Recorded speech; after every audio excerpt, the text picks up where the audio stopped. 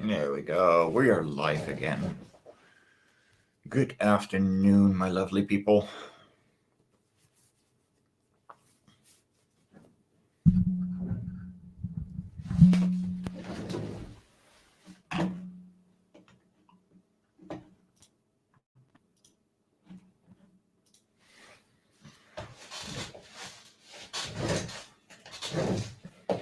Now, we continue to work from last Tuesday. I wasn't doing too great that day, so I cut short. I didn't do anything until then. Because, well, life happened, and yeah, I just couldn't for a bit. But we're back, you know. We just work on.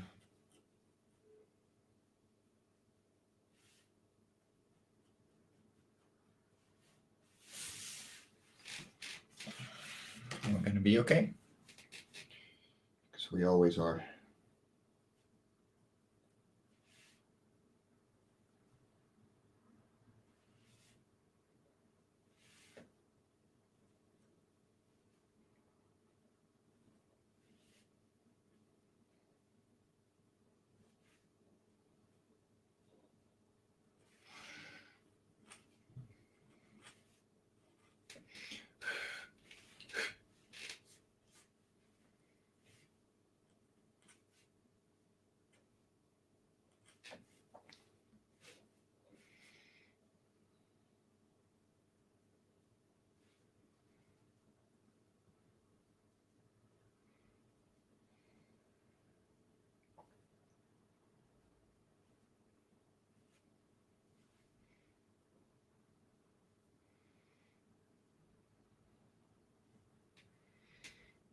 Oh, I hope everyone is having a great day, as always.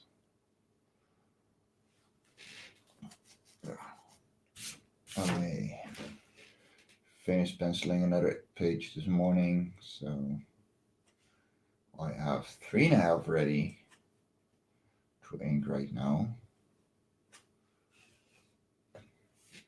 rather than the 2.5 that I had Tuesday.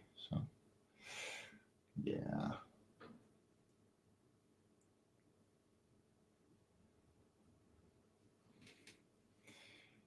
It's going to be a busy week trying to get everything done, but that's okay.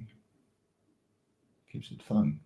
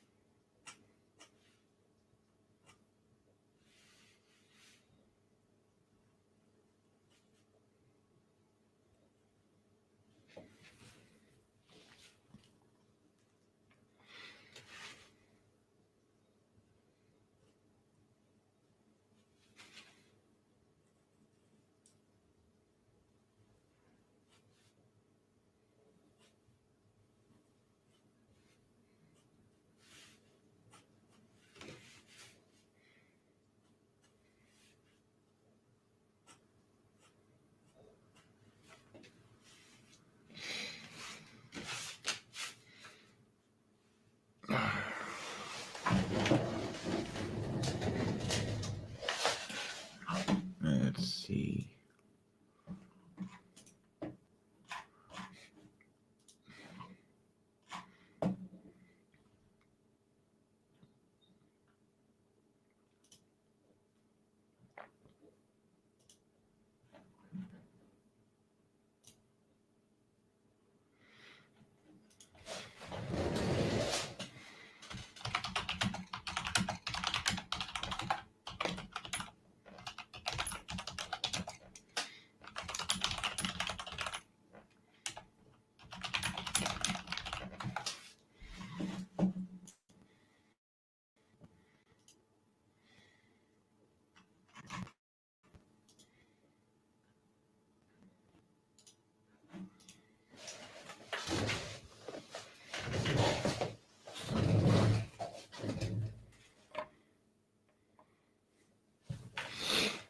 Let's see.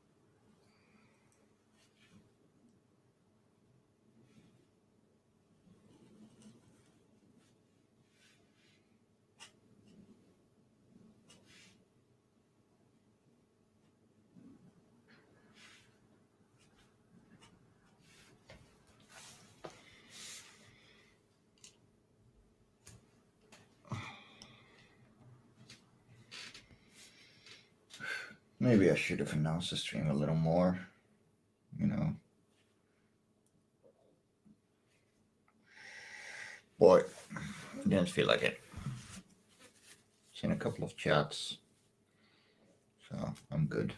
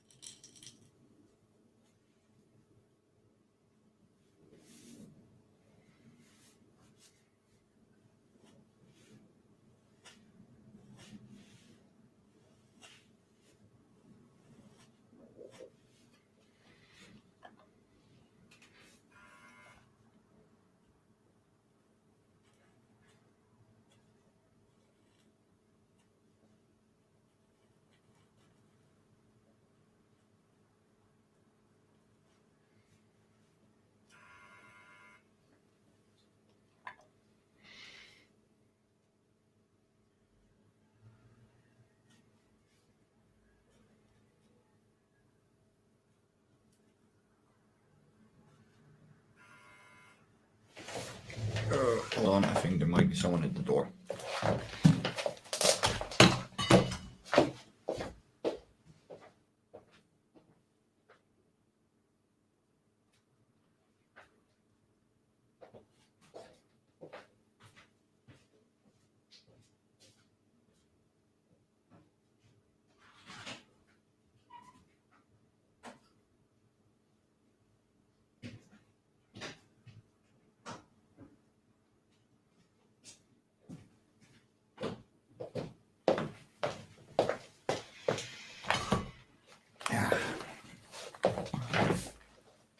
Well, it wasn't for me, so.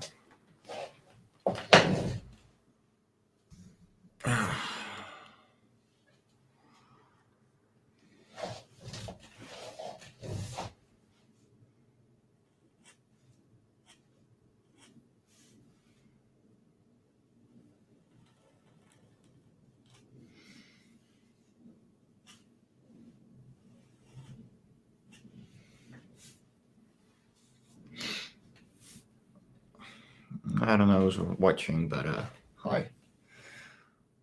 Hope you're having a great day.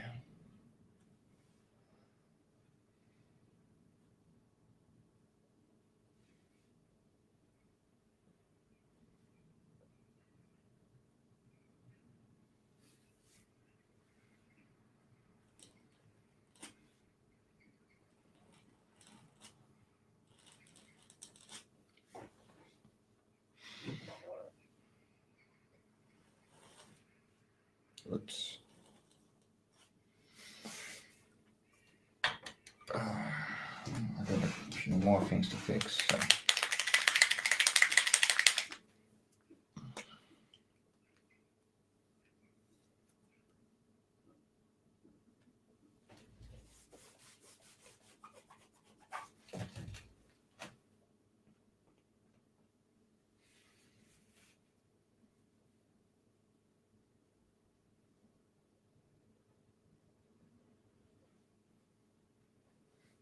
There we go.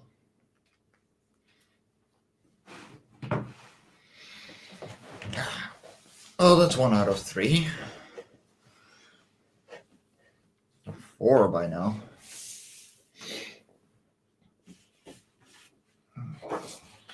There we go.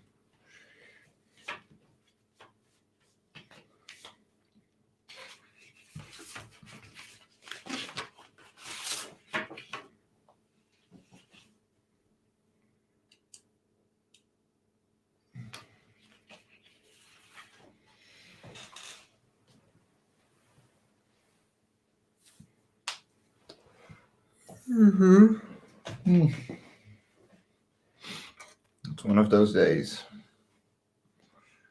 Just gotta keep working.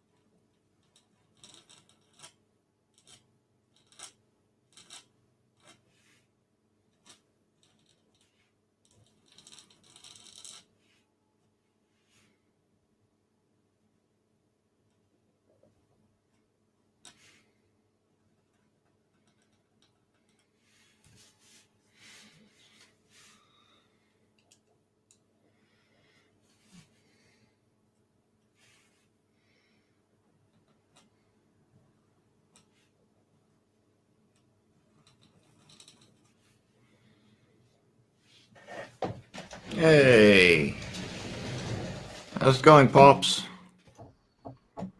Whoa. What's up, Mike? Getting around, getting I guess shit I should turn done. my You know the volume up deal. so I can hear you. Eh, what's happening? Getting by, getting work done. You know the deal. The Standard. standard. Hey, man, I had a pretty good night last night. Sweet. What happened?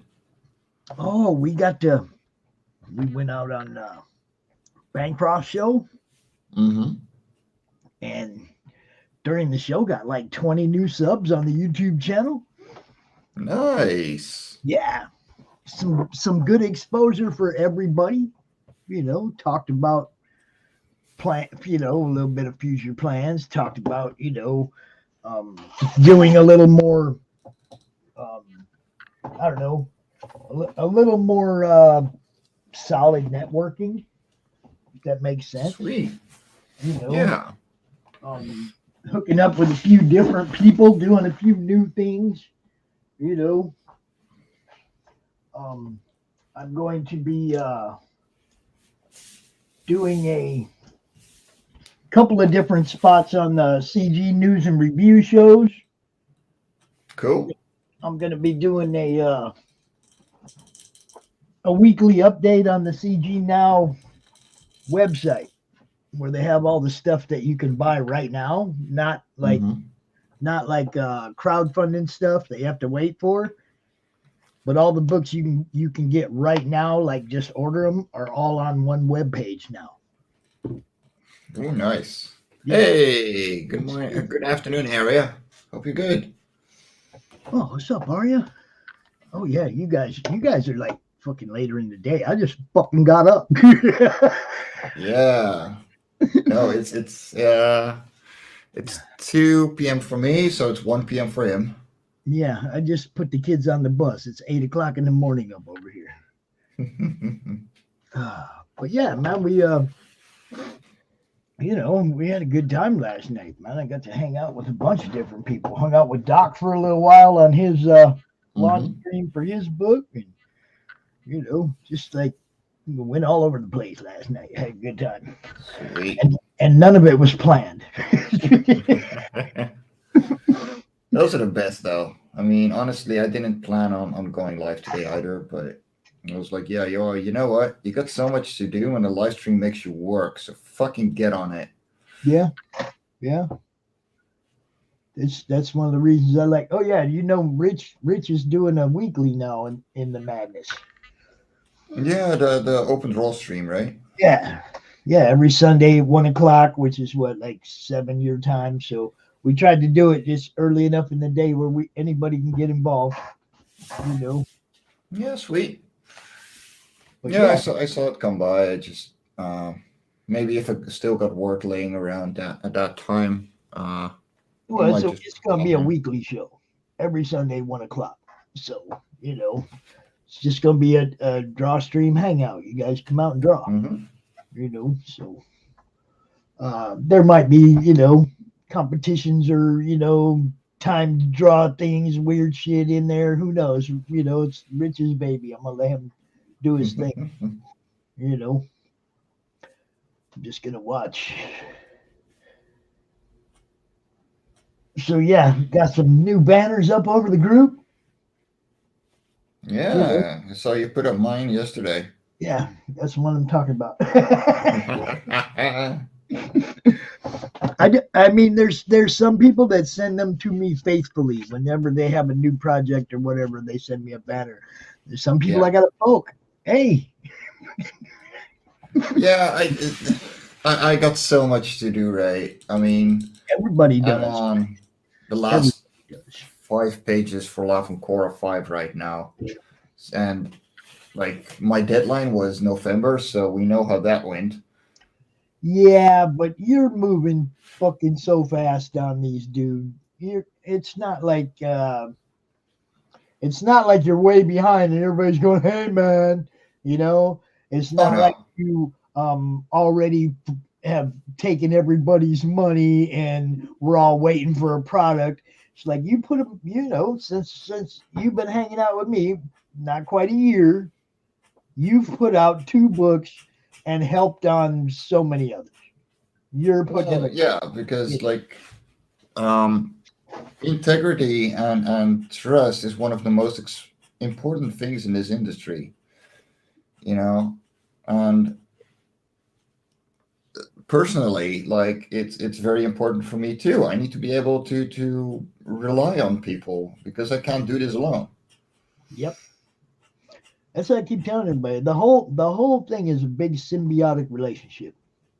Yeah, You know, I mean, the artists, the writers, the editors, the promoters, the reviewers, the fans. It's all a huge symbiotic relationship, and you gotta work every angle.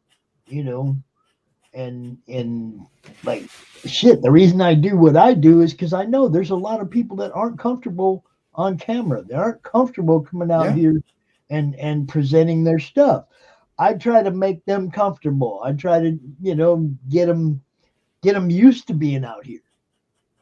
So when they go on them bigger shows, they're not all tongue tied and shit. I want people to be able to promote what they're doing. Self promotion is so important. oh You yeah, it doesn't matter how much I talk about it. People still gonna want to hear from you, right? You see what I'm yeah. saying? So I mean, I just try to give a platform and encourage people to use that platform. You know, if you can come out on my shows and be comfortable and shit, then you should be able to go on anybody's show and be comfortable. But it's a place Mhm. to practice. It's a place to wet your feet in the world of the YouTube thing. Yeah, And I have a blast. So anybody that wants to have fun, that's what we're trying to do. Have fun. I had a blast last night, and it wasn't even. I mean, it was one of them weird streams, right? Something I said on Twitter blew up. Mike Bancroft gave me the opportunity to come out and clarify my position live rather than losing shit in textlation. You know what I'm oh boy. I like to, I much rather talk to people and have them see my face and hear my voice Yeah, than get into a text discussion with somebody where there's no inflection. Everything I say comes out, I'm angry. No, I'm not, man. I'm laughing. I'm having a good time. I don't like capitalize everything I say. You know what I mean? A word or yeah, two there for emphasis, but that's just to emphasize the word. It's not because I'm mad, you know. I mean, God, man, if I was mad, I'd turn the computer off. I'm trying to have fun, right? yeah. Yeah, Fair. Johnny gets it. Having fun is fun. That's what, That's right. and I sent some stuff over to CG News and Reviews too. Why are we yelling? Yeah, exactly. See, he gets it. It's like, you know, there's only so many ways to emphasize words in text. Yeah. So, I'd much rather come out here and make sure everybody understands. They're looking at my face. They see what I'm saying. They hear the tone of voice, and they know this is how I was. That's how I was when I was typing it too, y'all.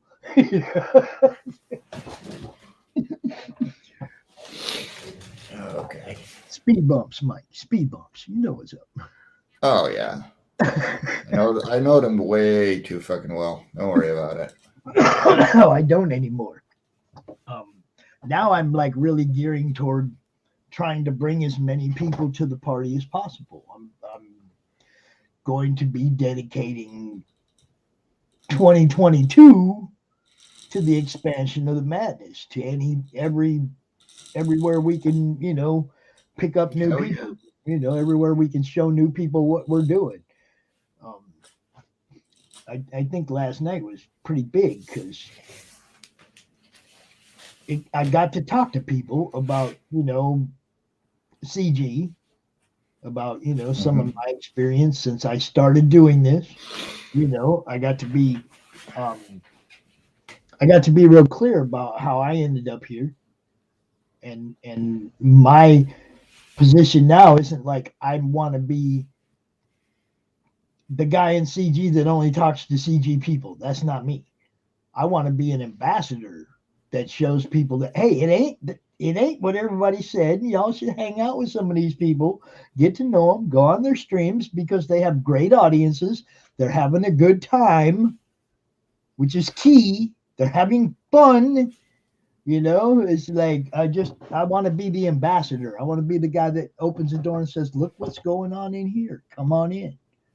You know, so I'll probably lose some more friends over it, but I'll gain more in the end, just like everything else I've done. It may look bad on the first day, but a week later it looks really good. So I'm just gonna keep doing what I do. Yeah, I mean, what like CG just has a bad name and a bad rep Yeah, because of a couple of things that happened fucking years ago. mhm.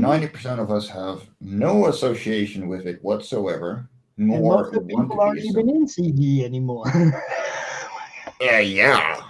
you know, they kind of got like they kind of got moved to the side. I mean, they may still consider themselves CG, but they don't run the ideals the same way. I mean, I like the ideal. I like the ideal of everybody helping each other out. I like everything I've seen there. I mean, everything they do. There's some of their shows are just fun. They're not Yeah. they're not all comics, all serious all the time. You know what I mean? I'm trying to have a good time. I get all the stress I need from my own shows. So when I watch their shows and I'm having fun, Oh, yeah. I'm going to tell everybody, look, this is fun, you know, because my shows are more geared toward, promotion. All my shows are. I don't have them streams that just like this where we just go out and bullshit and you know, I mean, rarely do I do a stream like that. Mine always have some kind of comic creator content. All of the shows, you know. Hmm. So basically, when you come watch something on my channel, you're going to see a creator, a project, or more than one. But that's pretty much what my channel is about. It's about the promotion. That's why I love going on everybody else's channels, man, because then I get to just have fun. You know, I'm not working. Well, I mean, for you, it would be very, like, considering the size of the madness and the kind of shows you do, like, it would be very beneficial for you to just go live once in a while. Just sit around, do nothing, BS your way through the day.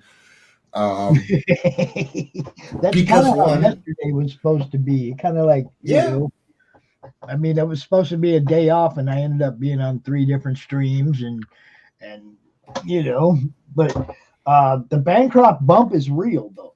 oh yeah, I want yeah. everybody to I see that. still haven't been on one of his shows, and it sucks. Well, I mean, I'm just saying the Bancroft bump is real because I don't have a comic to sell. I was on his show last night and picked up 20 new subscribers on my show. Well, he's a lot bigger. It's as simple as that. Yeah, well, he was kind of freaking out because there was 140 people watching at one time. Wow. Okay, and he was like, I don't know if these are your people coming over here or what. And I was like, man, this is you and me, and between us, we got a pretty solid following. Yeah. And it's like, so I'm going to have him out sometime in the middle of December. I also hooked up an interview with Gabe Itlab. I'm not sure how to pronounce his last name, but the guy the Superman artist that left DC recently. Uh, no, I don't follow any of that. Yeah, He you was should the know one that that by left now. when they changed the from Truth, Justice, and the American Way to Truth, Justice, or truth or whatever for a better tomorrow. He was like, "You're taking away the slogan of Superman." All right, I'm out. That was the final straw for dude. You know, Yeah, it's like you can't even say truth, justice, and the American way anymore. I'm out. You know, and dude checked out. And so I lined him up for an interview. We're going to hear his story. You know, I haven't had a chance to talk to him yet. He's been on everybody else's show. He's been on the news. He's been on everything, dude. You know, so I'm looking forward to that. I hooked up with him last night. You know, Sweet. I just want to do the thing, man. Promote the hell out of everybody. How's the new PC feeling so far, by the way? How's the new PC performing? How's what performing? Your new PC, your new computer. It seems to be pretty good. I mean, everybody says we got a better picture and whatnot. I haven't had any issues. Sweet. At the same time, I'm, it's still early. You know what I mean? Yeah, but like, as long as you pretty much just, take care of it a bit, don't watch too much porn on the wrong sites, stuff like that. Which is the wrong site? That's a good question. I love the way he did not answer that.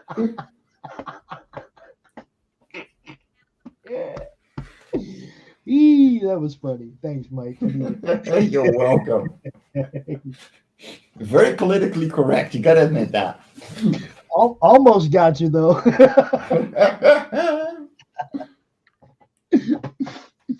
But yeah, you know what's up, man. We're just trying to have fun. Shit. Oh yeah.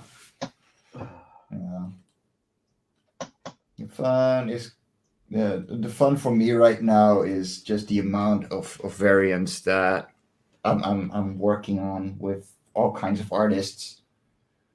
And Arya says he just hung 2 of your Cora prints on the wall.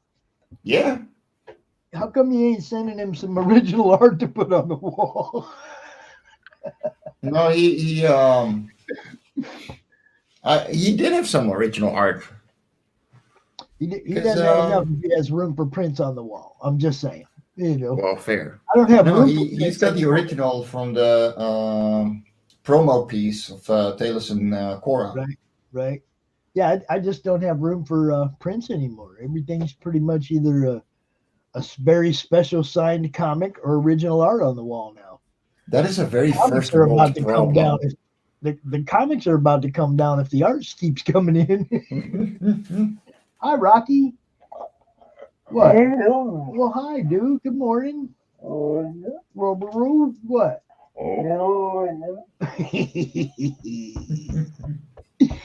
Good morning, buddy. What, dude? You're just staring at me. I know they've been fed. They've been out. You just want love, dude? Okay, I got love for you, buddy. There's always need for love. It's a dog. Dude, there's 3 of them here right now. Here comes Zeus. He's sliding in for a little love. What's up, Zeus? What's up, buddy? Oh, you jealous now, Rock? Because I'm petting Zeus? A little bit. Let's see, who the fuck? Man, Johnny, somebody else said that shit to me the other night too, but I got 4 grandkids that run around up there, and all them books would land on me, bro. Hanging them on the ceiling ain't an option when you got 4 grandkids that roughhouse right above your head. Yeah, you don't want that. What? Oh, really? What, dude? Oh, shit. What, dude? What are you doing, big man? Huh? Hold on. Someone's at the door. All right. Hello. What are you doing, big boy? You guys want to say hi to everybody? Can you say hi? Huh? What, Rock? Hello.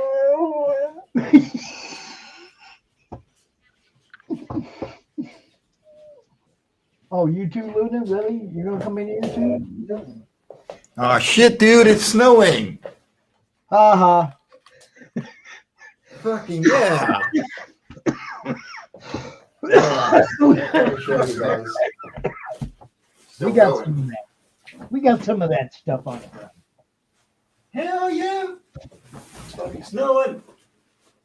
Dude, normally you don't have that until January. Yeah, Johnny, they both look like that, man. One's got both eyes are white, and the other one's got a blue eye and a brown eye. But they both. Come here, Rock. Come up here. Come up here. Come here. Oh, well, let me make you bigger This is for the that. other one. This is Rocky, the one with the mouth. What? This is the one that talks all the time. Mhm. You say hi to everybody? You say hi? Oh, that's all? That's all you got? He's a little shy. Well, he doesn't usually get up in the camera. Zeus is the one that usually gets up in my lap, you know. Huh. The biggest one is the one that thinks he's a lap dog. This Of tail. course. This tail right here, see? Yeah. Big Fluff. We call him Big Fluff. Because you know, everybody should have a rapper name. But yeah, man, you don't have to win big in me no more. You can shrink that back down. It's morning, dude. It's morning. Come on. Show your work, not me, man. Yeah, I'll switch it back. Yeah, that's. I'm having a smoke anyway, you know. We're That's going also for a good 45 idea. minutes. I know, right? That's also a good idea. Huh? Yeah. A little wake, a little bake. Everybody's good. Fuck yeah. Let's see.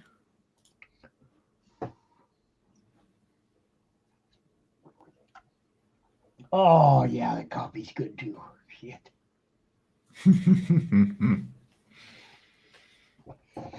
Coffee. The drink of gods. Today's Thursday. I wonder if they're doing the breakfast buzz today. I don't know. I don't think so. Because Lola and Varian are both not doing so well. They were both on last night, bro. They did Geekgasm. Yeah, I don't know, mate. Well, they did Geekgasm. Varian fell asleep No. during the show, but he was still, you know, his avatar was still up there. And then I went up, and then I came on the show talking to Lola, and it was like, I was like, Varian, are you there? And she goes, I think he's asleep. And she unmuted him, and we could listen to him snore, dude. It was great. Nice. So yeah, if you watch last night's show, you will hear Varian snore. It was great. So I mean, you know, obviously they were feeling good enough to go out last night. So hopefully they'll come out this morning. It'd be good. I'd like to see Varian. Yeah, I'll see. Those guys are my people, man. Yeah, they're good folk. Seriously. You know? I mean, since I started doing this, man, Varian's always been the first one to tell me, "Don't worry about it. Just keep going, keep going." Yeah. You know? So always that dude always had my respect, man. He did not let me quit when I wanted to. He didn't let me quit when it probably would have been a good idea.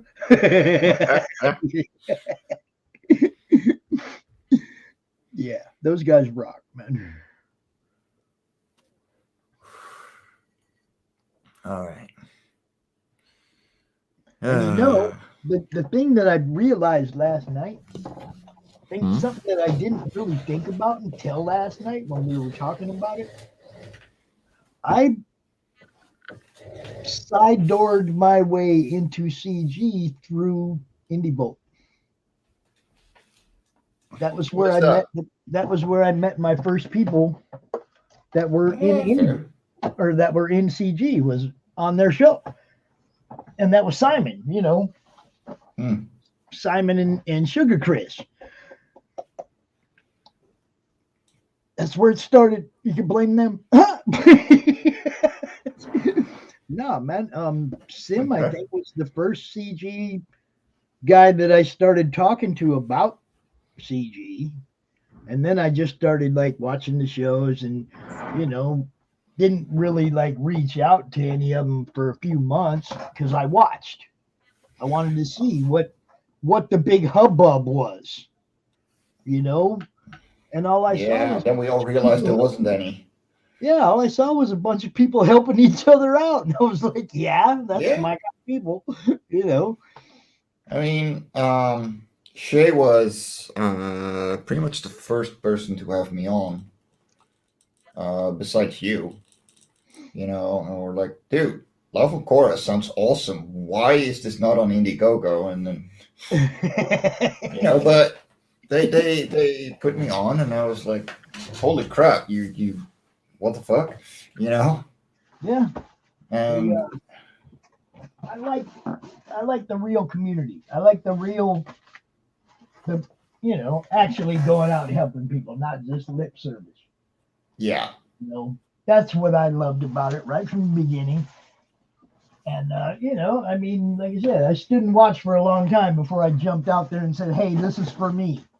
You know, I stood and watched long enough to know that I had encountered a good bunch of people, and I'm gonna hang out with these guys, just like with you and Marv. And it's like you find these little groups of people, yeah. you know, and You gotta stop looking at the movement once in a while yeah, and just go, okay, but who is actually doing shit? You right, know, I mean,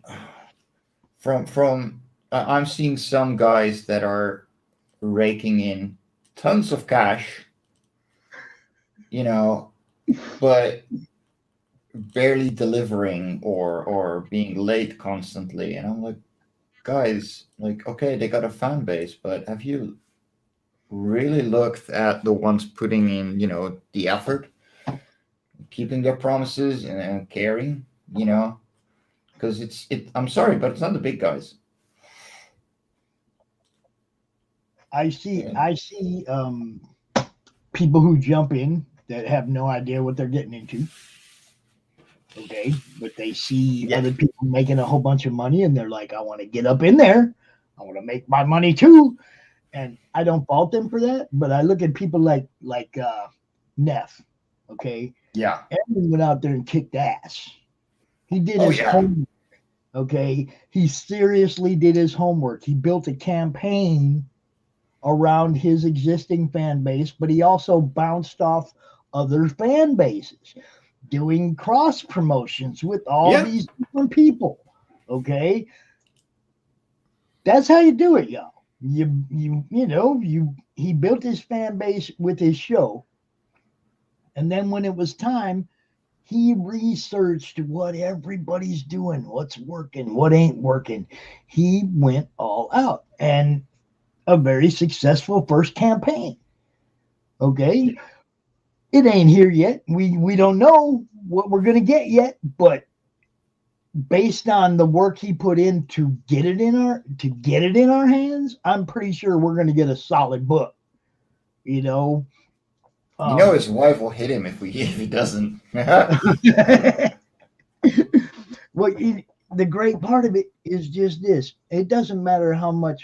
Like I can sell the hell out of somebody's first book because nobody's seen it, nobody Yeah, knows. We can talk and talk and talk, and some people will listen and they'll back it. But book two, that's all you. Yeah, yeah, it doesn't matter how much I talk. If book one didn't deliver, I can't make book two sell. I can't.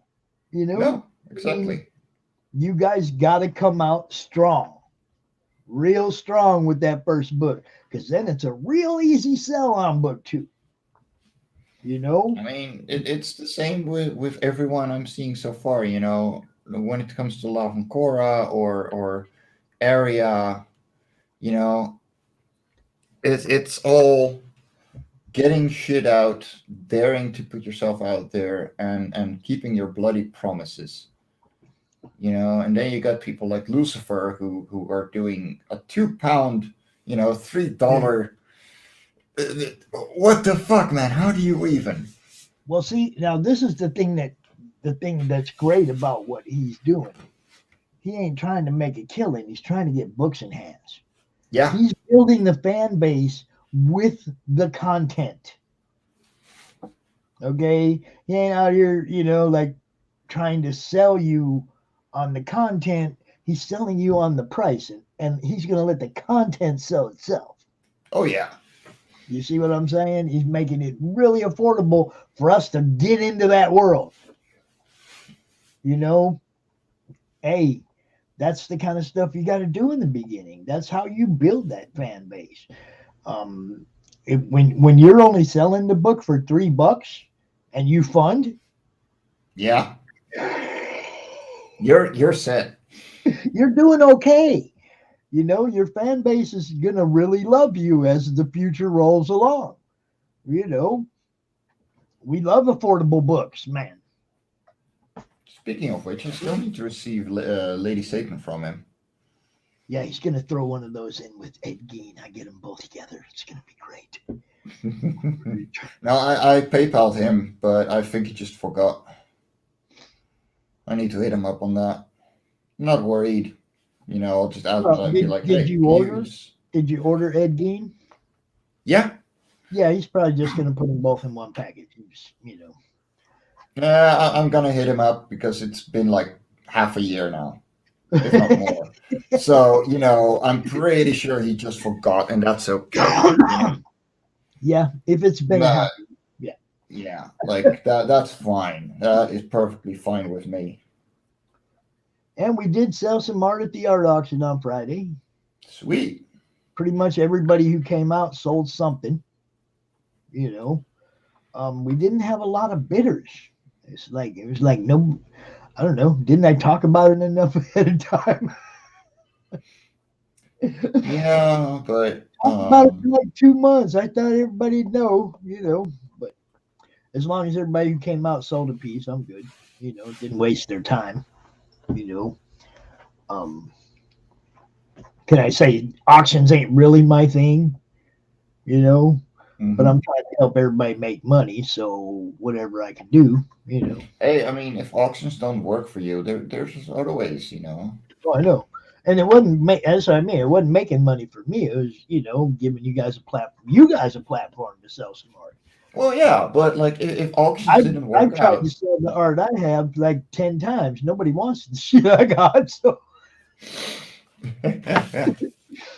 I mean, all that Greg Harms art from the book Realms, I got all that. Nobody wants that shit. I don't know why. You know. Johnny, there's some hand lettering that I do. Hold Yes. on, like I actually got a page right here that I'm really proud of when it Glenn, comes to the that. Glenn Fleming School of Art, right there. There we go. Like I'm really proud of how that one turned out, and that is just my brush pen. Um, yeah, scribbling, but yeah, it's fun, and it feels more complete with the rest of the image. Yeah, Glenn really sold a lot of people on that, putting it on the page. Making it part of the art. Well, Glenn. personally, zoom in. Personally, I just like it. Um, it's another skill that is really worth having. The text bubbles and such I'll still do digitally, but yeah, it feels cool. And no, Johnny, it wasn't. It's like there's been a few times where I've been canceled and wanted to just say fuck it, and walk away. There was a time when I lost my best friend, who was my best friend before comics, over comics. Yeah, at which point, like, Times, man, guys, that I what are you doing? wanted to just walk away. you know. But Yeah. I got people like Varian and Krista, and just I have some good people that are just like, nah, man, you can't walk away now. This is you're just starting to get there. Don't quit now. You know, Yeah. I don't know where there is, but I mean, it was like I had to learn how to roll over the speed bumps, not slow down and let them affect me. Just keep rolling right over them. you know. And once I learn to do that, then it gets a little smoother, you know. And keep in mind, Pops, like you're only doing promotion. Like you're not making your own comics where people Not try yet. to cancel you. No, but okay, not yet, but you're not you're not acting like a distributor like Varian is. And No, there's been plenty of folks that try to cancel Varian yeah, for the same kind of shit. Well, I'm like, guys, he's literally trying to doing put your you books in everyone a store. favor. He's literally doing everyone a favor, and here you are bad mouthing someone who didn't do anything. You know, just because you disagree with him doesn't make him a bad person. It just And it means you doesn't disagree. necessarily make you right either. No, exactly. You know? Especially that. You know, I mean, Barion's fucking been trying to build Liberty for a long time. He's got years behind it. It's not something that just popped up. It just popped up because it was time to actually put it into effect. Yeah. The planning has been there for a long time. You know, um, I'm all about putting indie books in retail shops. That's Oh yes. that's one of the things that I have always been trying to do. So anytime I see somebody doing that, I'm 100% on board with their thing. I want Yeah. you guys to, I want to be able to go to my LCS and buy your book and Barion's or Lola's book and Randy's books and Barion's books and Yeah. everybody's. I want to be at one. What happened to one stop shopping, y'all? You know, this is what I'm saying. Well. This is what I'm saying. I want to get to the point where you go to the comic store and you see the comics you want, not Yeah. just the crap they're trying to push on you. You know, so yeah. Anytime I see somebody that's working toward the retail angle, like just like why I always tell everybody put a retail tier on your campaign. Oh You yeah. know, because I want those books to go in the comic store on the shelf. You know, I want it. That's my goal. That's where how I came into this promotion part of it was trying to work with somebody who had that goal. They turned out Yeah. to be retard, but it's like that didn't change me wanting that to happen. You know, I want you guys stores on your guys books on my store shelf, so I don't have to pay $10 shipping to get each and every Hmm. one of them. You know, that's harsh, man. On us broke people, man, that shipping kills us. Oh yeah. Yeah. And that's where people like Critical Blast come in, though. But yeah, I agree. Yeah. And RJ, did you see RJ? Did you see Marmalade's song last night? No, no, I didn't. Oh my God, dude. The day the comics died. And we were Oh boy. singing bye bye to my LCS guy. Oh fuck! Why? I gotta look that. My Is that on published was his weekly, channel? but my pull list went dry or some shit like that, dude. It's fucking Is it on his channel? yes, it was. I put it in the madness last night. It was, dude. I'll look that up in a bit. That's It was. awesome. It is freaking great. RJ should have really built that one up. He should have built that one up, premiered it on somebody's big channel and shit. Because man, it was, dude, it's hilarious. It is completely hilarious. It talks about the whole thing, the day the comics died. Talking Nice. about, there's some shout outs in there. There's shout out to Ethan, a shout out to Bancroft. It's like, dude, he did a really, really good job parodying that song and fitting it to comics. Sweet. That's And awesome. Marmalade's the one singing it, Of course. So yeah, hilarious, good stuff. Everybody needs to just go share that all over the place.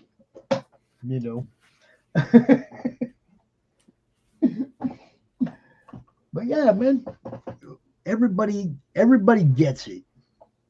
I mean, self promotion.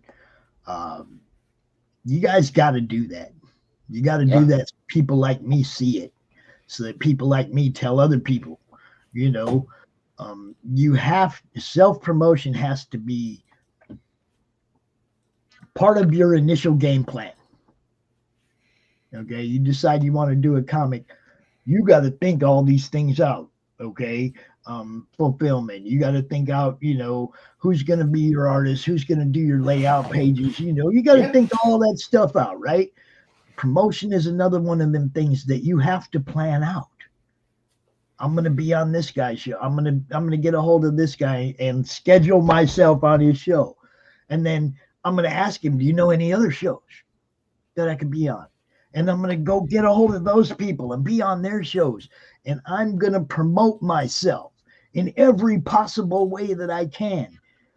This is how you find success. You put And in, be humble, be kind, be appreciative of everyone that's doing something for you, because yeah, 99% of us are going to do it, are going to do something for you that is completely free for you, you know? And if you want to know how much appreciate how far that appreciation can go, I got 7 variants right now for Love and Cora, of which I'm only paying 2 to get, to be right. commissioned, and both are at a discount as well. See, Because I've just been a kind guy, appreciative, actually caring about everyone else, you know. And that's not a humble brag. That is just, an example. right. Because Jesus fuck, these guys are amazing that, we're like, hey, I want to do something for you, you know? Was like I can remember too in the beginning where people were like, "Oh, pops, ain't nobody ever gonna care about what you're doing. These people aren't your friend." I heard all this crap in the beginning, right? You Yeah. know, before I was ever associated with anybody CG. By the way, I was told that the comic community were not my friends. Okay, before I You had anything decide to that do with it. yourself, you know? Is like I was told that these people aren't your friends. They're gonna get you for everything they can get you for. Blah blah blah blah blah. You know, and it was like I don't believe that. I just didn't believe that. There's too many people Yeah. out there that were willing to help other people. I didn't buy that crap, right? But the person that said it, he's the only look, the only opinion or the only person he could really speak for was himself. Yeah. So if he's telling me that these comic creators aren't my friends, I'm thinking, well, the only one you really know is you. Exactly. So you must not be my friend. That's You see what I'm saying? It's like yeah. he couldn't speak for anybody else. The only person he could speak for was himself. You see, and people say, people think, people use that generalization, and it's like, man, you can't do that. You Yeah. can't Like, think who are the people? everybody thinks this way. As soon as you get locked into everybody thinks that way, everybody's thinking something else. Exactly. You can't do that because things change on a whim in this fucking world, man. Every Oh, day yes. changes, you know. So roll with what you know. Um, and it doesn't hurt. Like if you're skeptical about coming on my show because Pop's been canceled or Pops has said some things in the past that pissed this person off or that person off, and you're worried about coming on my show, whether or not it's going to help you, ask people that have been on my show. Don't ask me. Ask people that have been on my show. Does it help? Is it good for their campaigns or whatever? Um, get the advice from from those people. And you're more than welcome to come out and promote your stuff on my platform. So yesterday, actually, someone approached me. We're like, hey, I see you used Raging promotions, you know, Hmm. could you give me a little, um, review on them? What were the pros and cons, stuff like that? And I was like, okay, well, the pro is they don't promise anything, that sounds very, very weird You can't because promise anything. You look. no, exactly. And that's what, I can't guarantee people are going to buy your book because you came on my show. yeah, I can't. exactly. If I could guarantee it, I'd be a promotion company. Yeah. You see what I'm saying? If I could guarantee it, I'd be a company. I'd be making money. I can't guarantee it. I can't charge anybody anything. I can say, hey man, if my help sells some books for you and you want to kick me down something on the back end because I helped you make some money, awesome. But I ain't charging you up front for something I can't guarantee. Yeah. And that's the thing, like and that's what Nita and Meredith do ask for money up front. But here's the thing. They have numbers to back the fact that they do have a reach. They have a natural reach that, is proven. And you can literally go to Nita's Twitter account right now, grab one of her posts, and see the amount of impressions. You know, so yeah, they have a reach.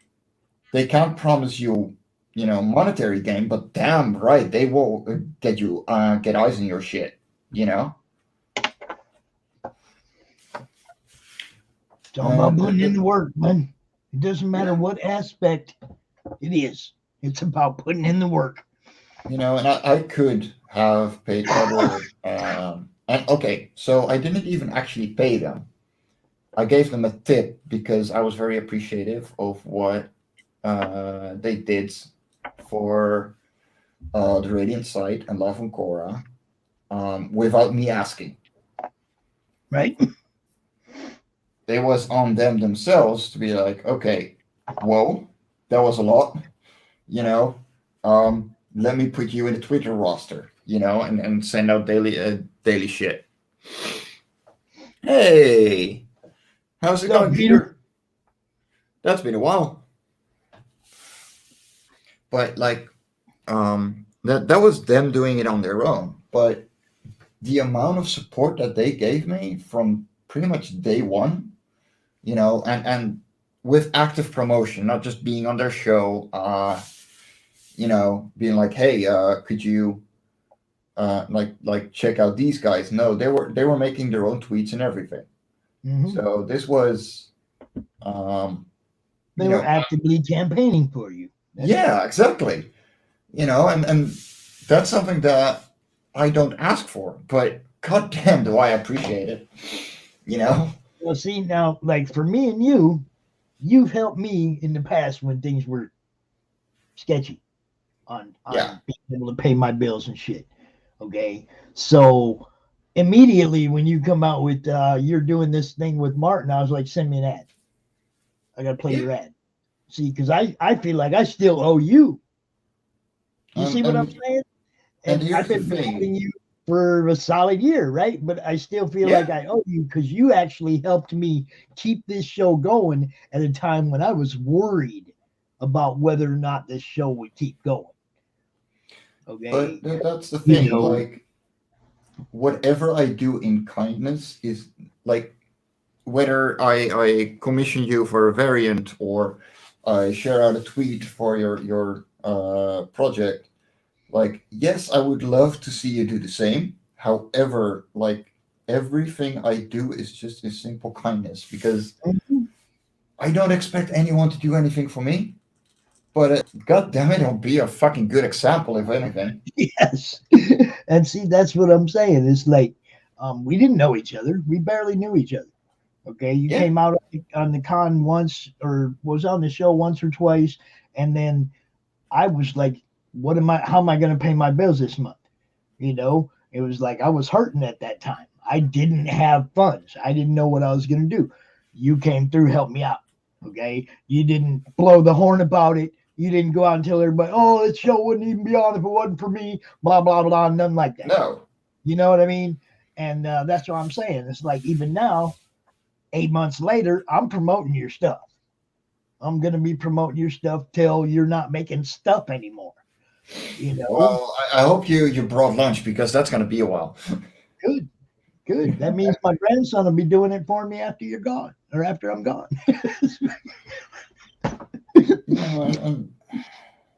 Yeah, we're planning on the future of the madness too, even beyond me. Okay. Hell yeah.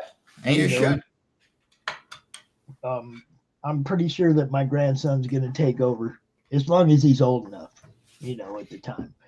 I mean, I'm pretty sure he'll take over and keep this thing rolling.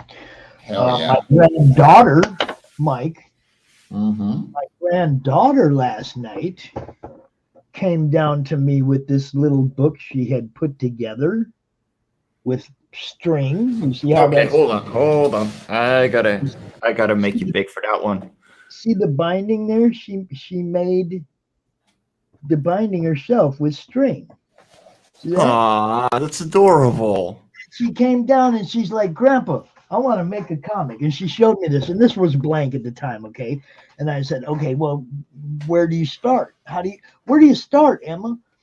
I said, you need character development. So she made her two main characters.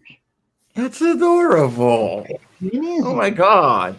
And then she drew Penny and Izzy on the cover. I was like, are you sure you want to start on the cover? I said, do you want to do some page layout, get used to drawing them and stuff? She goes, no, I really want to make the cover first, Grandpa.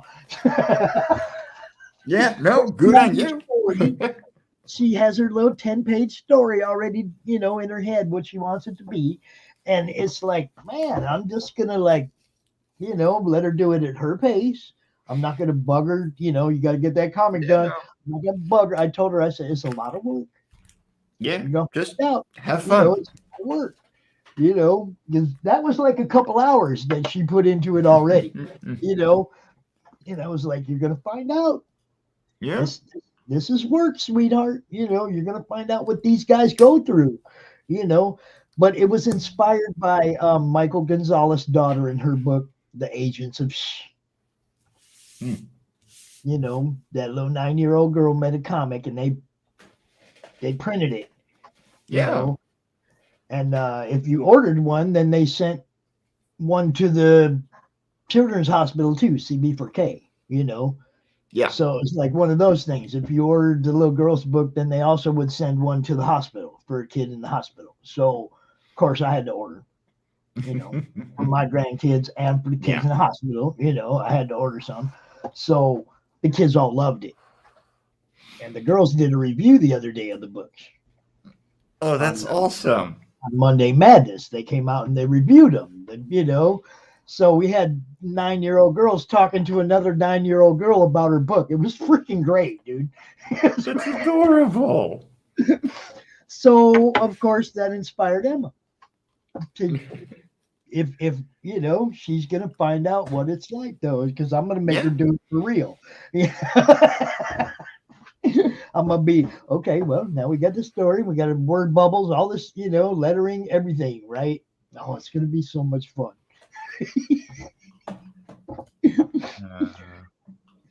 Wait, what? Yeah. Pass it on, man, to the next gen, yo. Oh, whatever. Yeah, sorry. I had someone DM me on Discord again. I'm like, dude, I'm having a smoke. Like, give me 5 minutes. Bloody hell! Do they know you're live? No, that's the problem. They don't know I'm live. I'm actually gonna quit Discord. There we go. Nice and quiet. Yeah, it's been a busy year, Peter. It's just gonna get more and more busy because I wanted to get LOC5 out in pretty much September, but the entire summer months I couldn't work on it because of my side job. So Varian's on. I don't want to my child. Can you hear him? Have a conversation. Yeah. Why mine got 15-inch heels in the trunk of the car. Oh shit! He said he's got to explain to his kid why mommy's got 15-inch heels in the back of the car. Well, that's something. I'm gonna have to go watch Indie Bolt, bro. Yeah, no worries, mate. No worries. See you It's around. always good No talking worries. to you, my friend. And Hell yeah, mate. make And sure you're for dropping anyone that link. else, sorry? Make sure you're dropping that link. Yeah, I'll drop it in again. If anyone else wants to join, here is the link. Coming out, socialize. Work is done better with others. Yeah. At least in my opinion. And yeah, man, the Sunday draw stream. You heard about that, right? Yeah, I did. Okay. I'll see if I can join. Yeah, It really that's depends. an open thing. It's open and it's 1:00 in the afternoon our time, like 7:00 your time. We tried to make sure that it wasn't gonna be too late for you guys to come out over there. So, hope to see you. Talk to you again soon for sure. You know what's up. Stay awesome, dude. I'll see you around. All right, brother. There we go. Bye, Pops. Always a pleasure. Now, I'm working on LOC5 page 26. I'm going to be launching on January 14th, sorry, which is going to be a Friday. So if anyone wants to have me on for a show, in that weekend or the week after, hit me up. Yeah, I'll be on for a good long while still. I got a lot to do because I got 2 more pages ready to ink. So yeah, come hang out, man.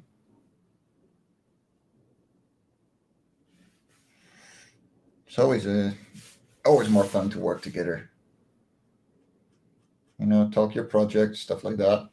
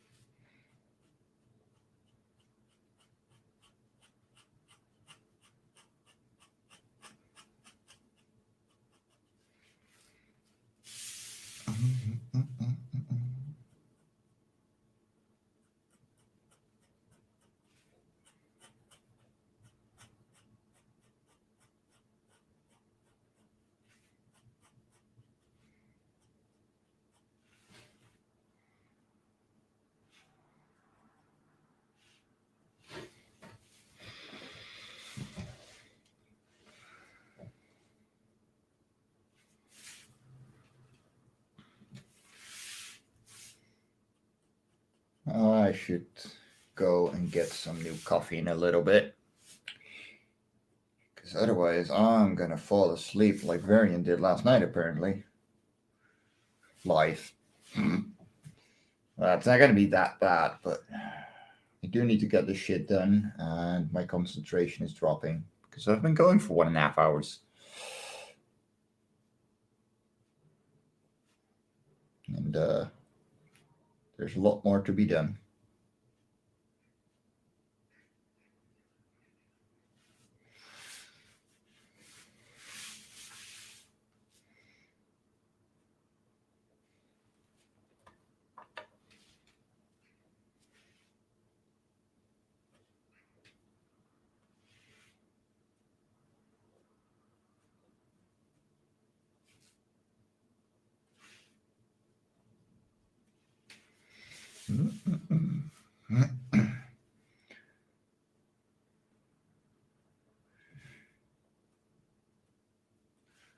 Now, I don't know about y'all, but I'm having a pretty good day. I'm drawing. I'm getting shit done. I got awesome friends all over the place. And yeah, that was pretty good. Tuesday I had a bit of a shit day. For those who saw me there. Um, but yeah, it was just a bad day. It happens. So I cut that stream short and didn't do anything for the rest of the day. In fact, I slept most of it. Sleep away the shit. And then I had to work my side job yesterday. And of course, I didn't get anything done then. Well, actually, I did. My colorist sent in a few more finished pages, so I lettered those. But for the most part, I didn't do jack shit. But yeah, today we're back in action.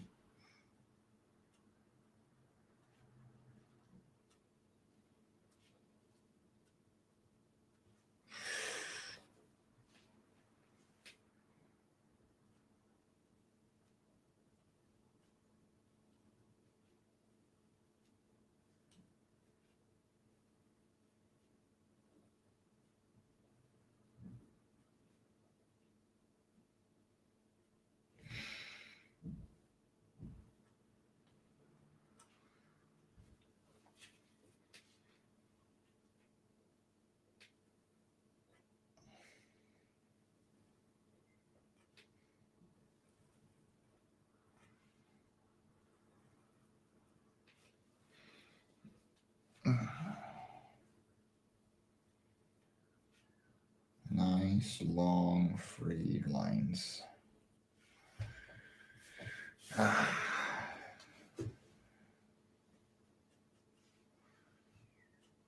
Sleep isn't overrated, Johnny. I really, really need it. And a healthy, rested artist gets a lot more done than one that's sleep deprived and works all night and then works all day again. Trust me, because I've been there. It's not how it works.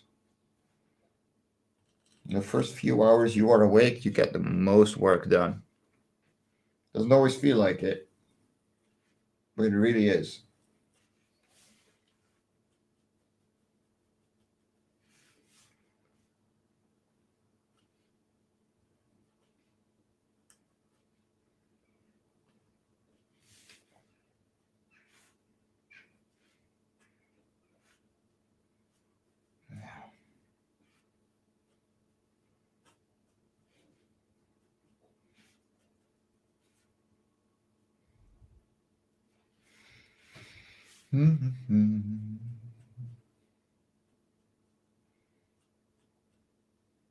Yeah.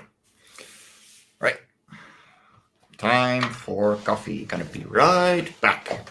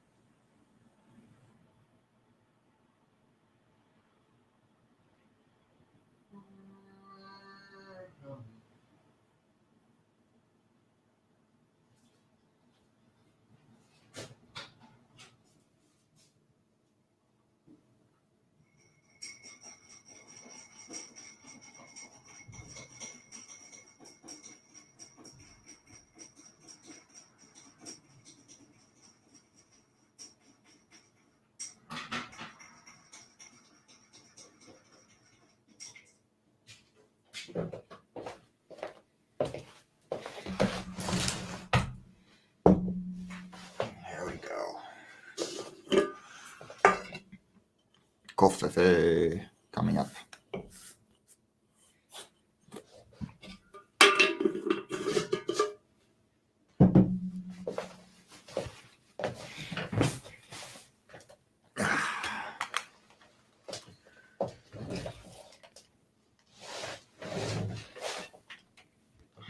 Now all that is cooling for a bit.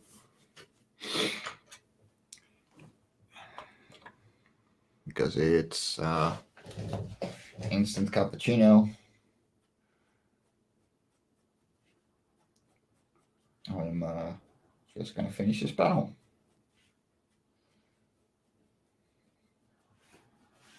Wouldn't take too much more. So.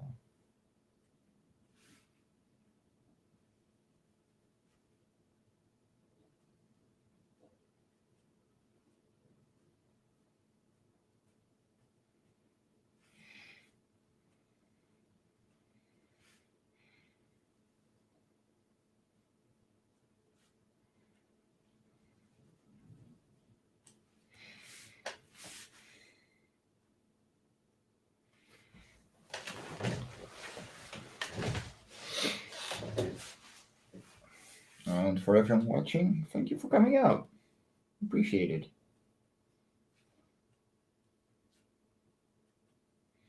And of course, if you haven't signed up for Live on Quora yet, yeah, we're coming January 14th. And the link is in the description.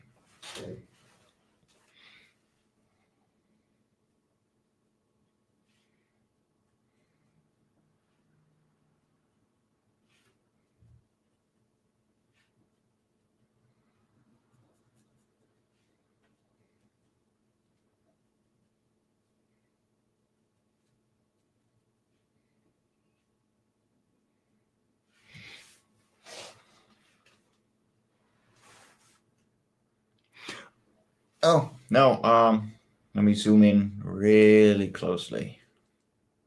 So I pencil digitally, and they're just really, really rough because most of the details just come out with me inking.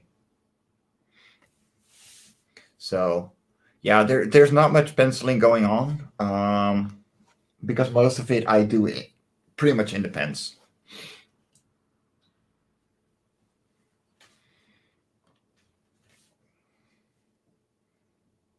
It's a little harder to capture because the printer made it come out a little darker than it normally is, more blue. And yeah, it's pretty close to photo blue. So the camera doesn't really capture it.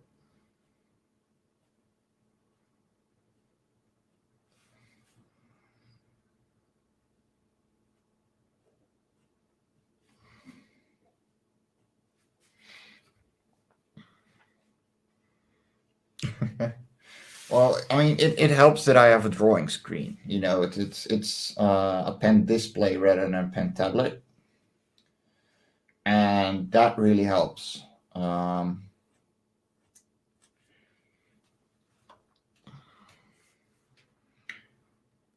Because you draw directly on the screen, and then it's just printing on my gigantic A3 printer. 16.5 by 11. And yeah, and it's inking digitally, traditionally.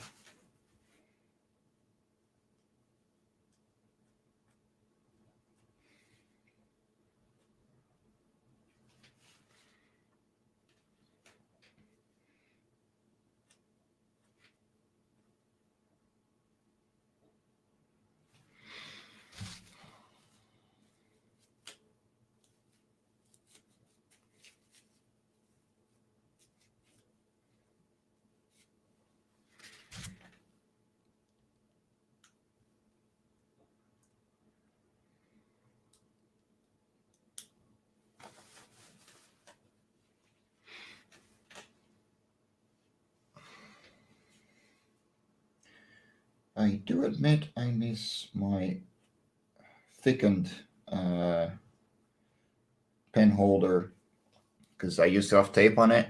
Um, for the people that see me work a little more often. But I think the cat got a hold of it, and I have no idea where it went, which is not fun because I can really feel that this one is too thin for my hands to handle properly. I press down too much, essentially.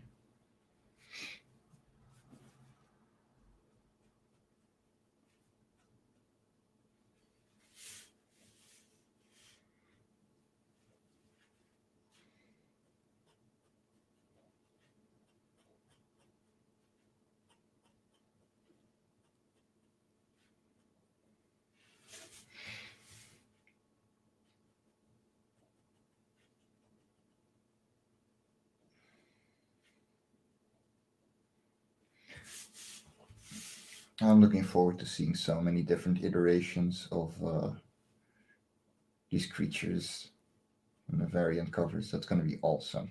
Seriously. Some of my heroes working on it. It's awesome. Even if they're new heroes, you know, they're they've been doing it for a lot longer, or maybe not, but they show some of them just show the same kind of determination to get there, you know, and get their goals, take it by the horns, and doing it. And especially those people deserve their shout outs and yeah, getting the work done.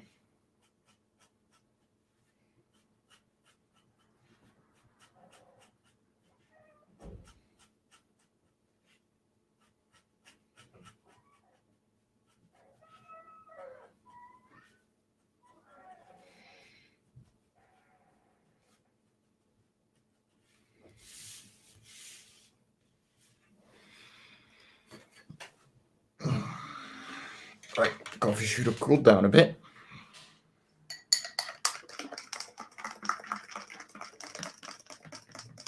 Violent stirring, of course.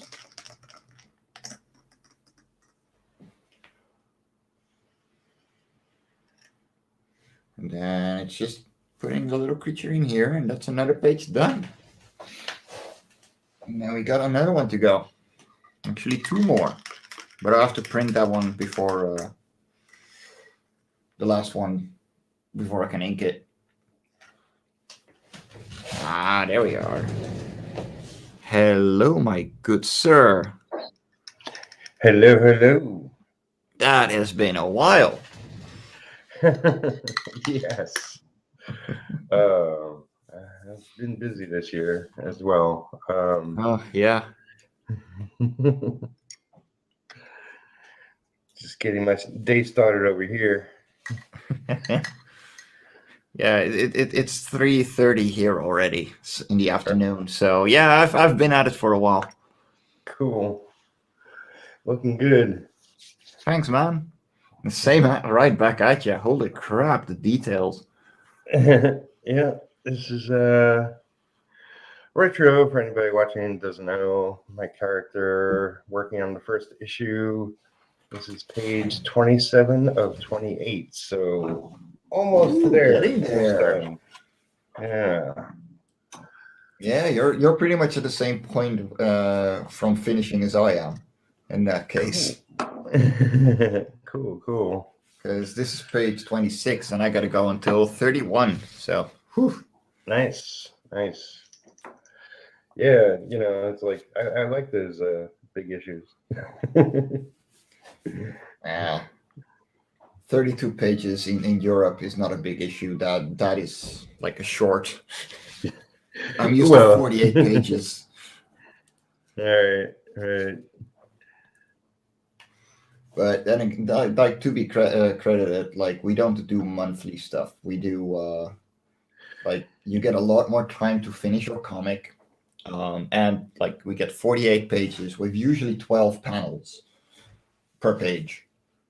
So Right. Yeah, you know, you gotta appreciate the differences oh yeah, in the different markets and formats, and yeah. All right. I'm hoping my cat leaves me alone so I can get some work done. Just tell me trying to about it. trying to play with my wires. It's like, no. Yeah, mine is just the same, but I think she's sleeping on the couch right now. I got a few moments of rest. This morning she was awful. Yep. Oh, that is very much decentered. Let me fix that. Whoops.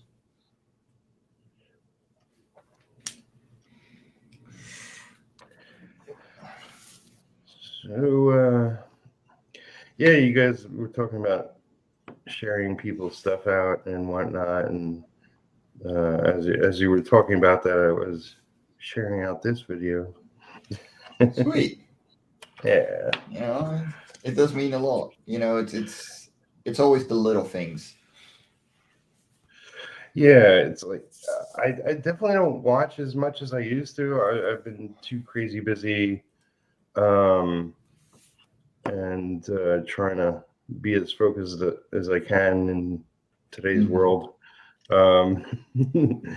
But you know, whatever I watch, I usually try to share out. I actually have a blog that's the main intention is to share out other people's stuff and share out my own. Oh, sweet. And it does pretty good for getting more views on things. It's a little trick I tell people. Make a blog. Yeah. Yeah, I should update the blog on my website again. It's supposed to be a monthly newsletter. I think the last one was September. So yeah. Yeah. It's a lot us creators do that people aren't even aware of, you know. Yeah, life goes fast. Way too fast. Yeah. For sure.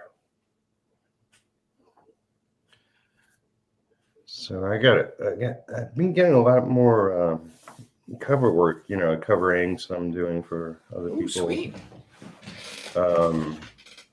And I did a cover for Global Frequency. I don't know if you know them, but they did a book called I Mavericks. definitely know them.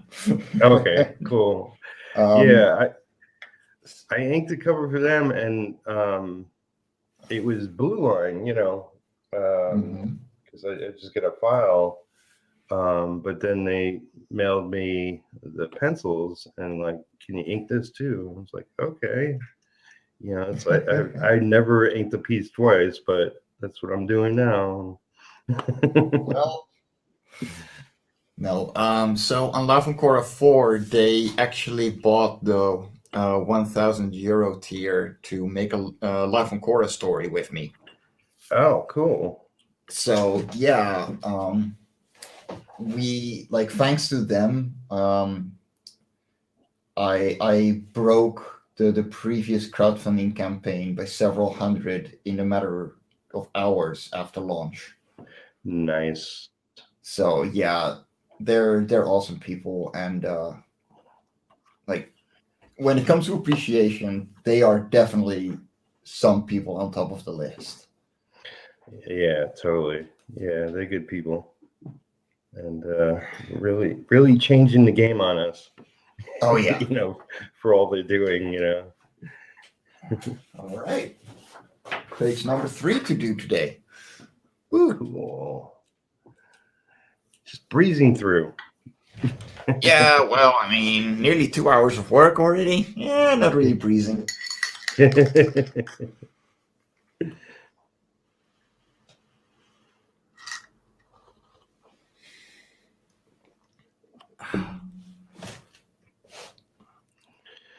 But yeah, I just I was watching somebody else's show last night, and I was saying, like, I got a list of like 30 books I want to get, but like I need to get through the holidays. I really can't pledge to anything this month. It's like I've just been, pledging left and right to books and whatnot, and it's like, okay, I got to take a break. I got to catch up on bills. I got to. I know that one. I got to pay my artists. Yeah. I gotta, get into the coloring, lettering, and final script on this book, and all that jazz production. And I gotta get into doing some merchandise. I got a T-shirt coming my way. My first retro merch. Yeah, I haven't jumped into T-shirts because they're very heavy, and they really ramp up the size of your packages really fast. But then again, I have a plushie coming, so who am I to judge? And trust me, the plushie is bigger than a T-shirt. Oh yeah. Yeah, I'd love to do a plushie one day. Oh man, like hold on, let me grab it for you. I don't think you've seen it yet. So I already got the prototype. Where did I go? Oh, there it is. There we go. Oh, nice. So this is the main character from Life on Korra 1. Yep. Cool. And you can already pose the ears. And this is the prototype. So the wings are actually glued together here. And I told the manufacturer to dump that idea and make the wings posable as well. Right. So that's what the people are going to get. So yeah, this is... Holding this thing for the first time was like a dream come true. Yeah, man. There's your first comic, and then there's your first big merch. That looks slick.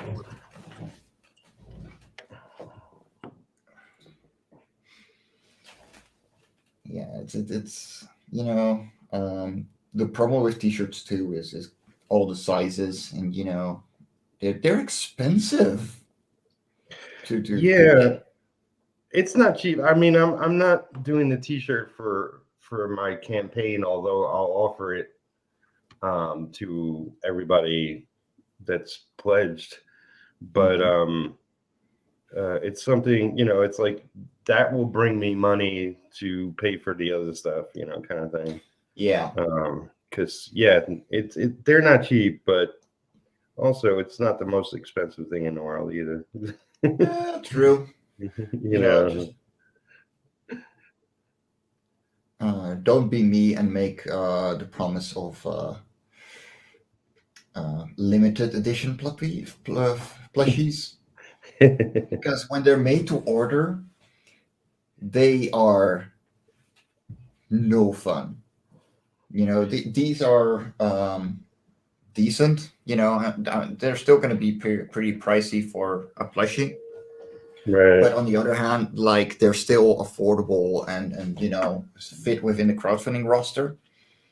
But like the custom ones that I had on Life on Korra 4, they were just $200, and that is just not done.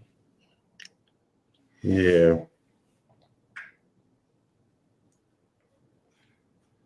But yeah, it's finding where what works for you. And honestly, like, I think these plushies are going to do great. Yeah, it's pretty sweet.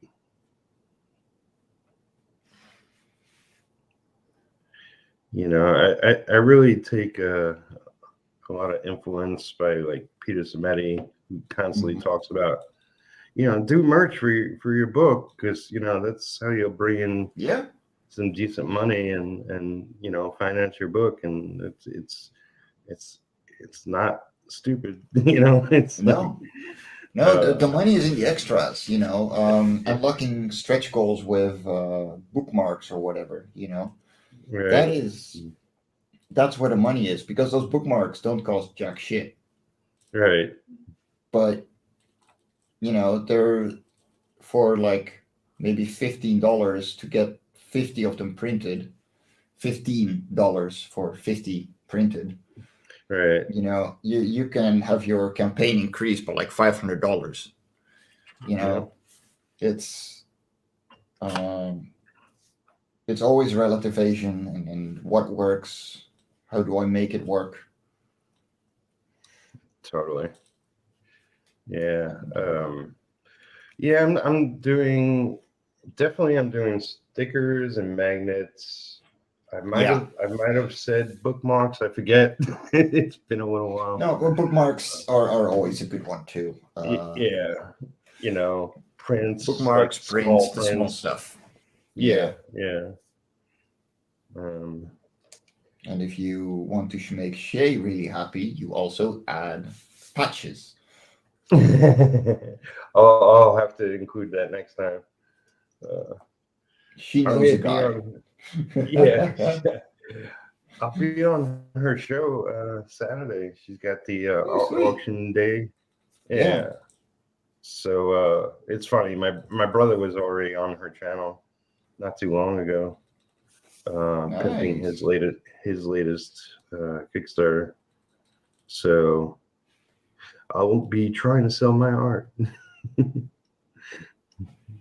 No, her art auctions do amazingly. I've seen serious prices go around. It's insane.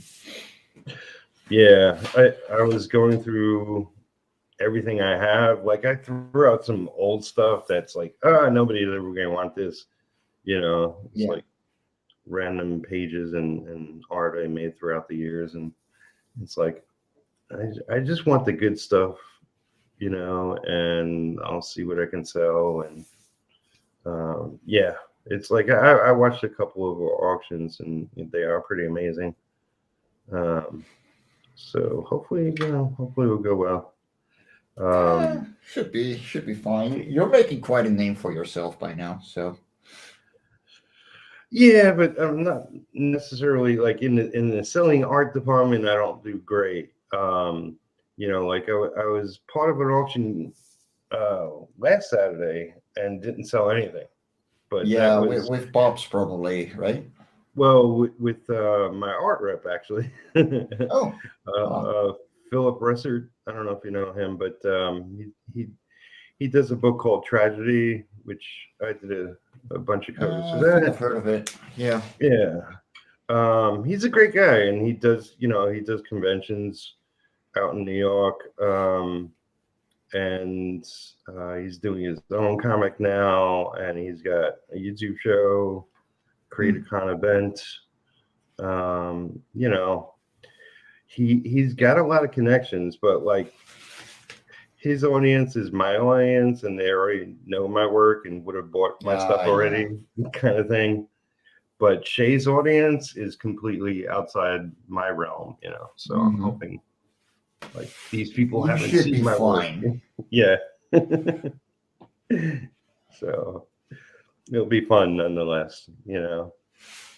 Get to Yeah, say that's always hello and the whole point. Just, you know, fucking have fun, guys. yeah, yeah.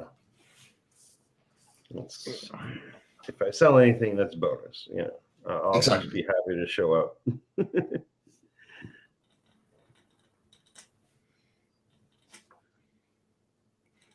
Yeah, I completely missed her auction post, sadly. Yeah, you really have to get in pretty quick. Yeah. No, I just didn't realize it was up again. Um, I talked about it with her in Right. a room at some point, but yeah, I just didn't get around, you know, and didn't pay attention. And then they're like, "Oh, there's another auction happening." Well, Yeah. guess what? I'm Yeah. not joining. But man, the people she has coming, they're so Yeah. So many talented creators and artists, and it's like, it's awesome.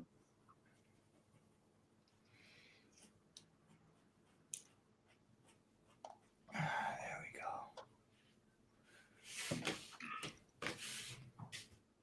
go. And I got a cover. I actually going to pencil and ink a cover for the very first ever NFT comic.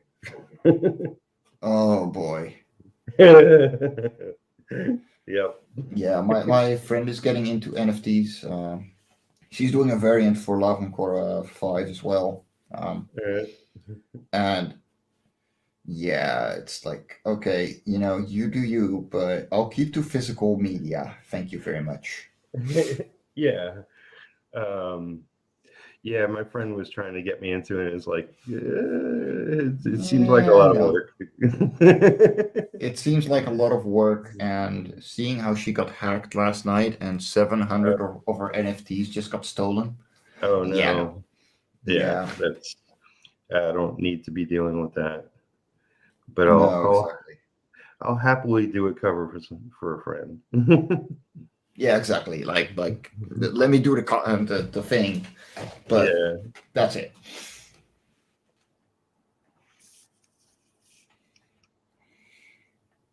Yeah, I'm not sure how it's doing either, but I'm gonna have the guys on my channel at some point. So I'll ask them all the questions. And all the luck to them. If anything, if they make it, kudos on them. Yeah.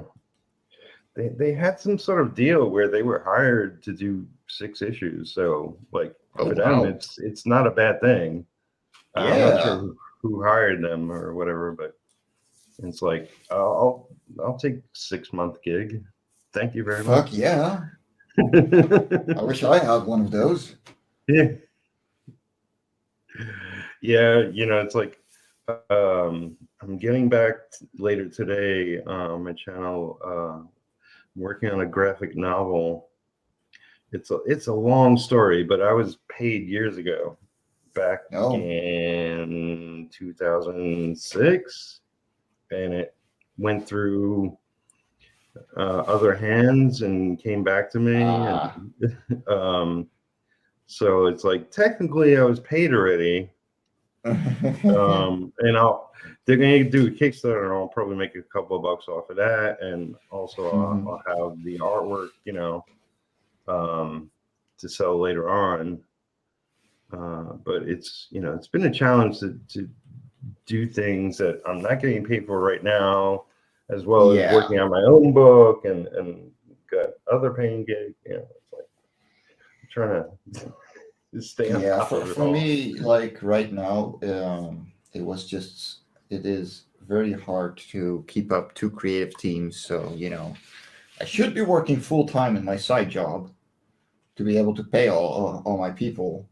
Right. But I gotta get Love and Korra out, which I draw myself, and then the Radiant site didn't do really great on Indiegogo either, so I gotta move that to Kickstarter. Probably gonna run that together with Love and Korra 5. Cool. On Kickstarter instead of Indiegogo in January. So I got 2 campaigns to manage. Oh boy. Yeah, I'm gonna be a busy cookie. Well, yeah, I'll definitely have you on my channel again, man. Hell yeah, hit me up anytime. You know that. Yeah. I'm always in for shows. Honestly, like in January 14th, I'm gonna launch Live on Korra 5, and I'm still looking for shows on the weekend. So most definitely, yeah, we'll make it happen. Sweet. Thanks, dude. Sure.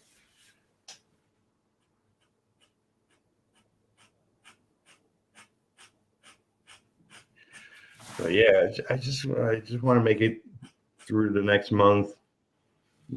Do the best I can. Yep. Yeah, that was my issue too. Like, I wanted to get this done, like these last pages done last week, before the end of November. But Right. then, of course, life happened. Yep. So here we are, finishing the last 5 pages now instead. Because otherwise, you would have had the entirety of December just promotion, promotion, promotion. Yeah. It's, never works out as planned. Nope. I had somebody comment like, "Oh, you did a Kickstarter for your book and you didn't deliver on time and blah blah blah. I thought you were, you work from home in DC. You're a professional, right?" That has nothing to do. Inking a book is one thing, but taking on everything on your own is something else entirely. Exactly. Like you build rep, that's one thing, but by all means, like you're still just a human being. Yeah.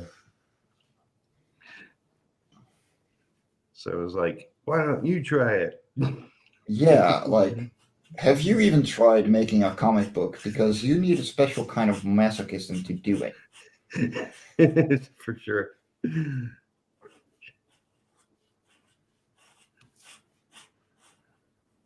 But eventually, I like to get into a rhythm like you've been going and, get it out on a regular basis. Well, it's that is my problem too. It's not out on a regular enough basis for me either. Right.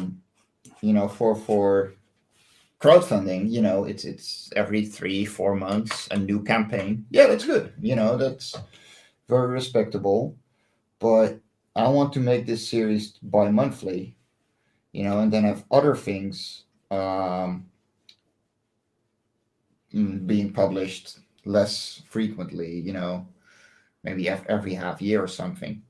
Right. But with my side job still going on and me not having the funds to, work full time on this, it's impossible. So I'll have to stick to, getting a new issue out every so many months. Yeah, but it's like that's a goal for a lot of people recently. Like I've been hearing, like that they want to do maybe 3 issues a year or something like that, and it's a challenge, man. It's a challenge. Yeah. Like I hear other people like they're trying to juggle other gigs like me or day jobs or like anything to make it happen, and the bright side of things is like people's crowdfunders are doing better and better. So like the audience is there, man, and it's just tapping into it, and will definitely help us all. Yeah, it's just, accepting the fact that it's a grind. You don't build an audience in a day. You don't make $1 million in a day, and I don't want to. Yeah. I would be terrified if suddenly I hit 10K in the next campaign, My goal is 5, and I'm still going to be crying at 5, Yep. But it's like, go ahead. Yeah, like it's so many people expecting big money just out of nowhere, and that's fun for one book, but then you got to deliver, and you realize that fuck, I never made a comic before, Right. And which I'm lucky at because I've published 4 things before we went to crowdfunding with anything. So I knew how much things cost, I had some experience going for me, but for most people, they're just here going, and what do we do now? Yeah. Yeah, just a slow build is better. Like you're saying, like, you hear so many horror stories, people win the lottery, blah, blah, blah. And then a year later, they're broken on the streets. And it's so true. It's like, it is. You gotta do things gradually and smart, and I have no problem with that. I'm here for the long game. Exactly. Like I don't have a successor like Pops, but you know. Yeah. Well, neither do I. You know, if I die tomorrow, it's done for Love and Korra, I'm afraid. Yeah. Hopefully, like, you know, at some point, I'll sell it off to somebody else or whatever. Say, here, you want to take it from here? Go for it. Yeah, I would have like I would love an intern to teach, Right. you know, but yeah, it would just be unpaid slave labor. But you know, that's what unpaid interns are for. Yeah. You know, You know, back in the day, I had assistants when I was working for DCM Model, and my schedule was insane. I had like 4 or 5 assistants, you know, not at the same time, but like one after the other. And that's such a learning curve. You know, it's like I definitely want to do that at some point where like I'm teaching somebody new, like the tricks of the trade and whatnot. Because it's a joy to work with people and train them, and yeah, you know, it's like how I got here on the back of others, you know. exactly. Well, essentially, yeah, but that's fine. You know, you're learning a craft, so it's expected that you have, you know, a master teaching you. Right. Yeah, I worked under. I was up at Valiant. Not, you know, it was 8 months, 10 months, whatever it was. I was there. But Bob Layton was in charge. Don Perlin was working there. You know, had a lot of other talented people, and everybody worked in the office. It was like a 9 to 5, 5 days a week kind of job situation, and it was pretty amazing. It was like just everybody in the office, the writers, the production, colorists, inkers, pencilers, you know. So it was a real learning experience. And I made a lot of friends there. You know, I mean, my work on Aquaman wouldn't have happened if I didn't work at Valiant, you know, next to Cal Fury. Oh, that's what you got to keep in mind. Like, that's what I hear about a lot of interns. Like, yeah, but all I'm doing is pouring coffee for everyone and stuff like that. And I'm like, yeah, well, you got to admit that, you know, you're not ready. And as long as you, like, if you got 5 minutes and you spend those 5 minutes drawing in the office, like, you're going to gain people's respect, you know? Yeah. And they're going to see you get better. But if you're just going to be there and hoping for someone to give you a job, yeah, they're just going to give you coffee. You know, get me some fucking caffeine. Yeah, man. Probably after half a year, it's like, yeah, you know, here, make a storyboard. You know. Yep. Yeah. You just got to push. Yeah. Because I was still, you know, I was working there, you know, 9 to 5, 5 days a week, but evenings and weekends I was still inking independent comics. Exactly. I was still in training, you know, for myself to get better. And when I went into the office, every time, every chance I got, I showed, you know, Cal Fury and the other artists working there. It's like, hey, here's my latest things. What do you think? Yeah. You know, blah blah blah. And they give me feedback, and it was like amazing. And that is the thing. Like, as long as you show something, people are absolutely willing to give you feedback and help you grow. Yeah. But yeah, a lot of kids don't realize that.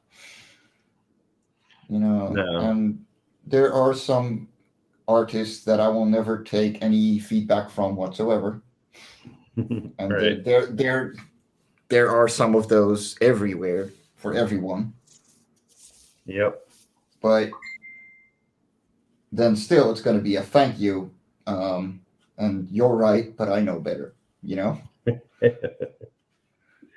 So yeah, it's for Love and Coral one, you know, that was my very first finished comic. So I was working on Sage of Sunset, my web comic idea, long term. Hey, good morning, Fazurko. Or afternoon, Yeah. sorry. So I was working on that, and we had a couple of proofreaders, giving their opinions, and a lot of them were like, "Yeah, more speed lines, more angled, diagonal panels and stuff." And I was like, "But have you ever read a European comic? You know, do you even know what we're trying to make here?" I'm like, "Okay, Yeah. no, you don't. Great, then I don't listen to you." Yeah.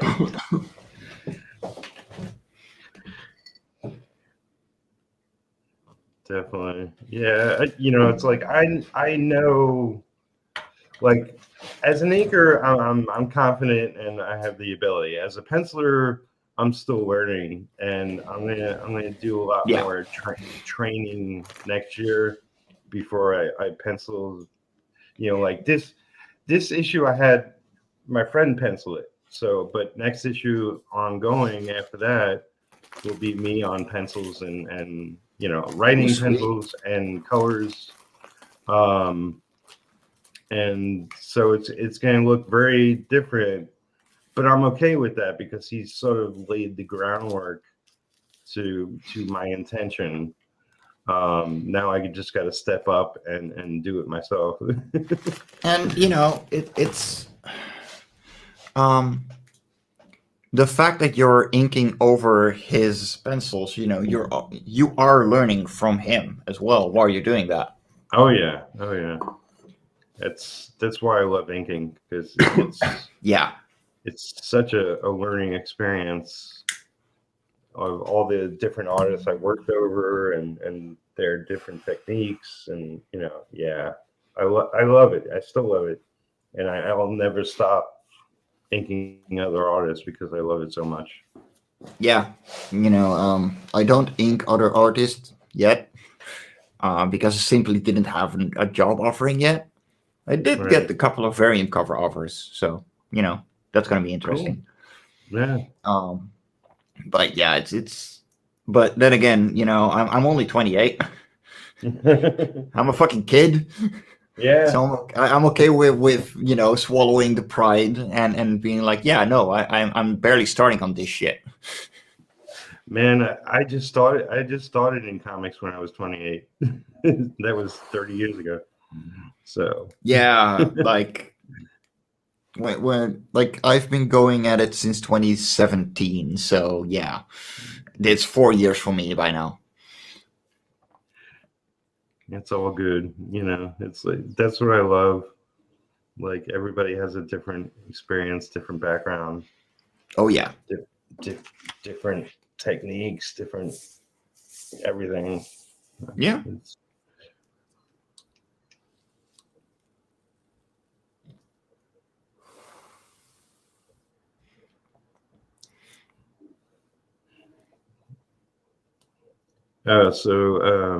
yeah, like I would love to work up towards getting retro out quarterly, definitely bi-monthly if the money is there. So quarterly is a lot easier done because then you can. So each issue is going to be 28 pages, right? 25. Like, the first one's a little longer. 25. Oh, okay. Yeah. So that's 25 divided by 3. It's like 8 pages a month. Right. And then it's just okay. So I got to do 2 pages a week.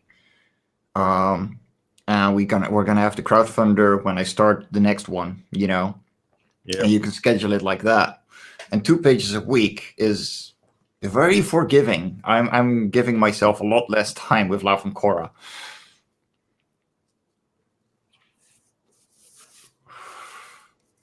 Yeah, it's like let me get the first book out. If I take a year on the first, when I pencil totally, that's okay. But then I'll start speeding up and Well, you got to learn to get into that groove as well. And penciling is definitely a harder thing, yeah, Um, yeah, for me, like I've gone a bit full circle, and my pencils went from really detailed to pretty much straight inks, that I just had to copy with inking, to um, yeah, scribbled lines and what you're seeing on the bottom two panels here right now. right, Because I know what I'm working with. If I was working with someone else's pencils, yeah, I would definitely prefer something like you got right there. right. Yeah, I want to try to, maybe for the first issue, I want to try to do like finished pencils, just Yeah. to get, lay them totally down and see really where my quality is and whatnot. But yeah, I mean, in the stuff I penciled and inked myself, I tend to be very loose, but I do want to get a little tighter with it. Well, I mean, especially for the first one, you want to put in that kind of detail and, take your time on the pencils. Um, because you're gonna find the mistakes that you made in the pencils in the inks anyway, because you're an inker. Yeah, yeah. I'm But really good at making shit look good. let me fix this shit. Yeah. Yeah. It's like, this artist doesn't know what they're doing. Let me fix this. But yeah, it's like What do you mean that arm is completely darkened? man, Yeah, I I know that one. remember Frank Miller's first issue of Daredevil was Hmm. super tight. And Yeah. I was like, this guy's going to go places, but like he really jammed on that book, and it was monthly, and his style got looser and looser and looser, and he really came into his art because of it, Yeah. and it's like it was amazing to watch the evolution, and and that's kind of, I'm fine with that. Like, it doesn't have to be exactly the same all the time. No, like you got to grow in us as an artist, Yeah, before you can, um, like style comes with style is in the flaws always. yeah. There's plenty of mistakes that I constantly see myself doing, and I'm like, yeah, I should fix that. But on the other hand, it looks fucking good. Yep, yep. I mean, I've heard somebody say that, where it's like, your style is the is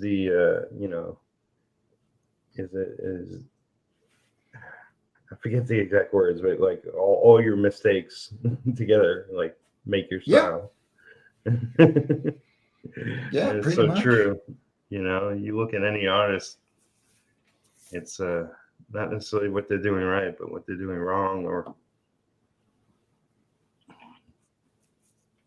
but it's all good. It's comics. It doesn't have to be, any one thing ever. I love a diverse amount of different artists, from super slick to totally bizarre, Yeah. Why does it work so well while you can see it going completely wrong? Yep.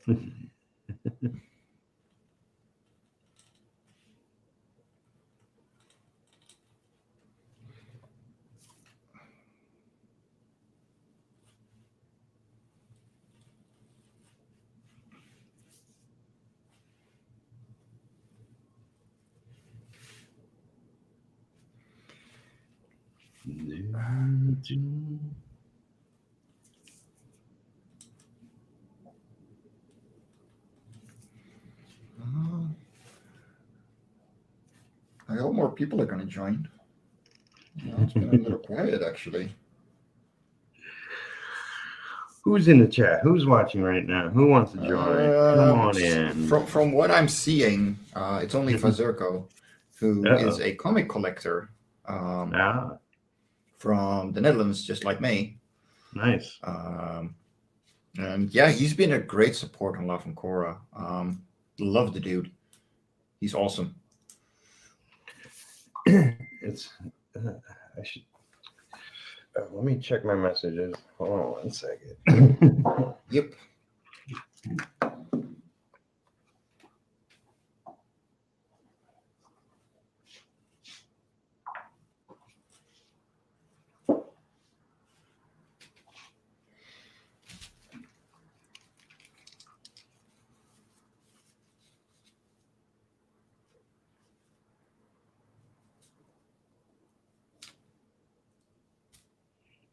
Oh boy.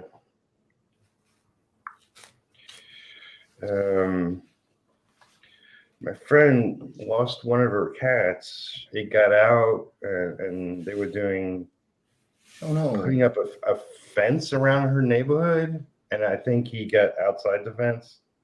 But she's recently spotted him.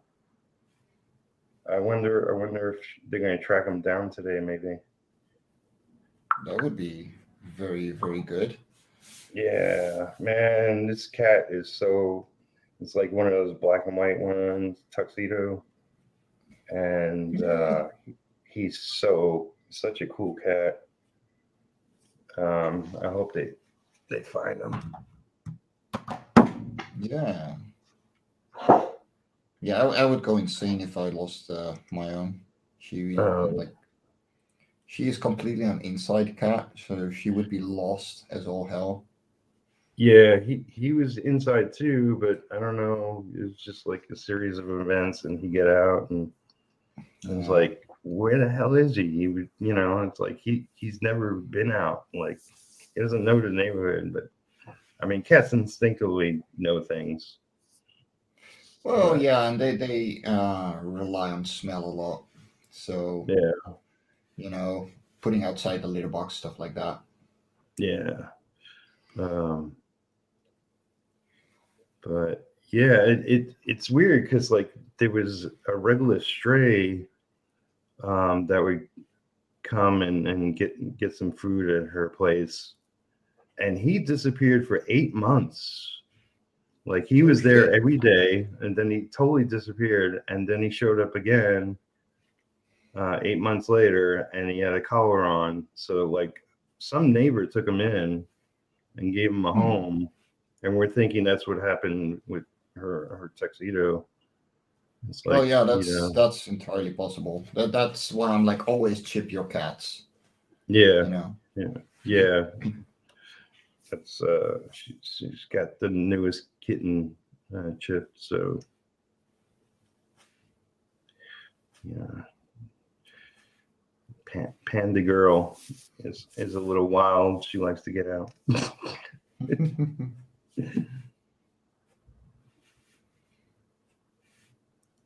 But things happen. Yep. I never in my life thought I'd be so cat crazy, but it happened. Yeah, I've lived with cats all my life. Like I cannot live without the little fluff balls anymore. Especially the one I got right now. Oh my god, she is just the cutest thing. They all are. Yeah, like when I have to go to conventions, on the other side of the country, which, just for reference, is only 2 hours driving. Don't worry. Right. She sleeps over my mom, and I drop her off the day before I head out. Right. And then it's always like, but I'm missing something sleeping beside me. Yeah. Yep. There's something not hoarding the blanket from me. What is going on?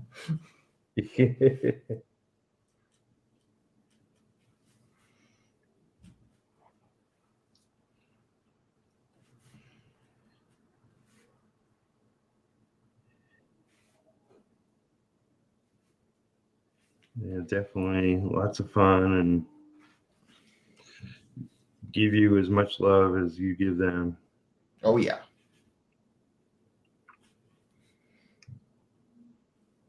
She hates it when I'm away from my side jobs because they're very long days. And Yeah. sometimes, I leave at 6 in the morning and get back at 8 in the evening. And she's like, "Oh my God, where have you been? How dare you?" I was here all day. Where were you? Yeah, exactly. Like, you were here all day yesterday. You were drawing. I know Right. because I interrupted you constantly. Where have you been? Explain yourself, human.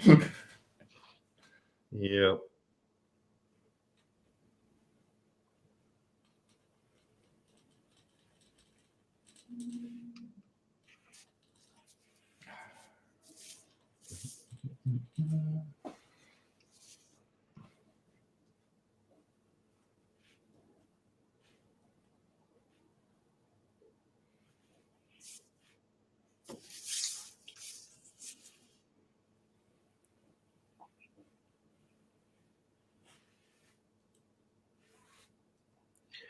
So I haven't seen much of Dory recently. Yeah, well, she got a new job from what I saw on Facebook, but yeah, I Yeah. haven't seen her around in a while. You're right. Yeah, I think day job probably wipes her out. I know taking on a new job, it's like first Yeah, month you're like, what's my schedule? yeah. What time do I have to get up? Really? Ah. It's always an extra challenge. It's like, I gotta go to the job. Oh. Mm-hmm. Am I gonna hear my alarm in the morning? Yeah. It's like you stay up half the night and worrying that you're not gonna wake up in time. Yes. Oh God, yes. I've been there. Yeah, I'm really glad that I'm very much a morning person. So I really don't have any issue waking up early. But whew, there have been nights. Yeah. I mean, I'm thankful for my current schedule, which is pretty much whenever I want to work, I work. You know.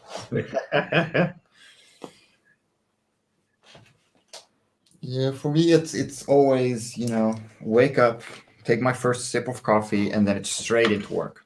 Uh, Like if I don't, then I'm not gonna do anything for the rest of the day. yeah, yeah. I've been getting into a bad habit where I spend the morning with busy work, but not necessarily artwork.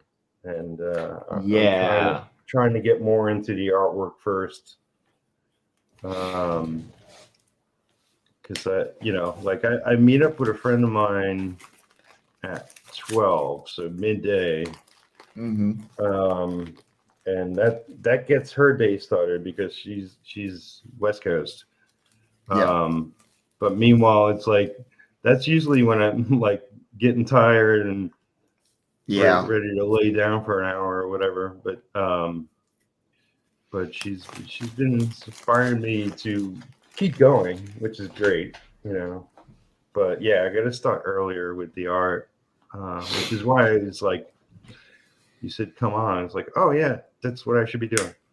Mm-hmm. Most definitely. Yeah, I like it. It's a 4:15 here now, and like usually this is where I'm like, okay, time for a nap. Yep. But yeah, it's because I've been working since 8 this morning. And Nice. usually I get to work for half an hour, 45 minutes. Actually drawing, and then social media needs me. Right. Because got writers and I got a colorist and I got people that want me on shows and I got this and that and like, for fuck's sake, guys, like until it's 12, don't fucking Don't disturb me, please. Yeah. What have I done Yeah. wrong? Yeah, but I do know nobody knows your schedule but you. Like, Yeah.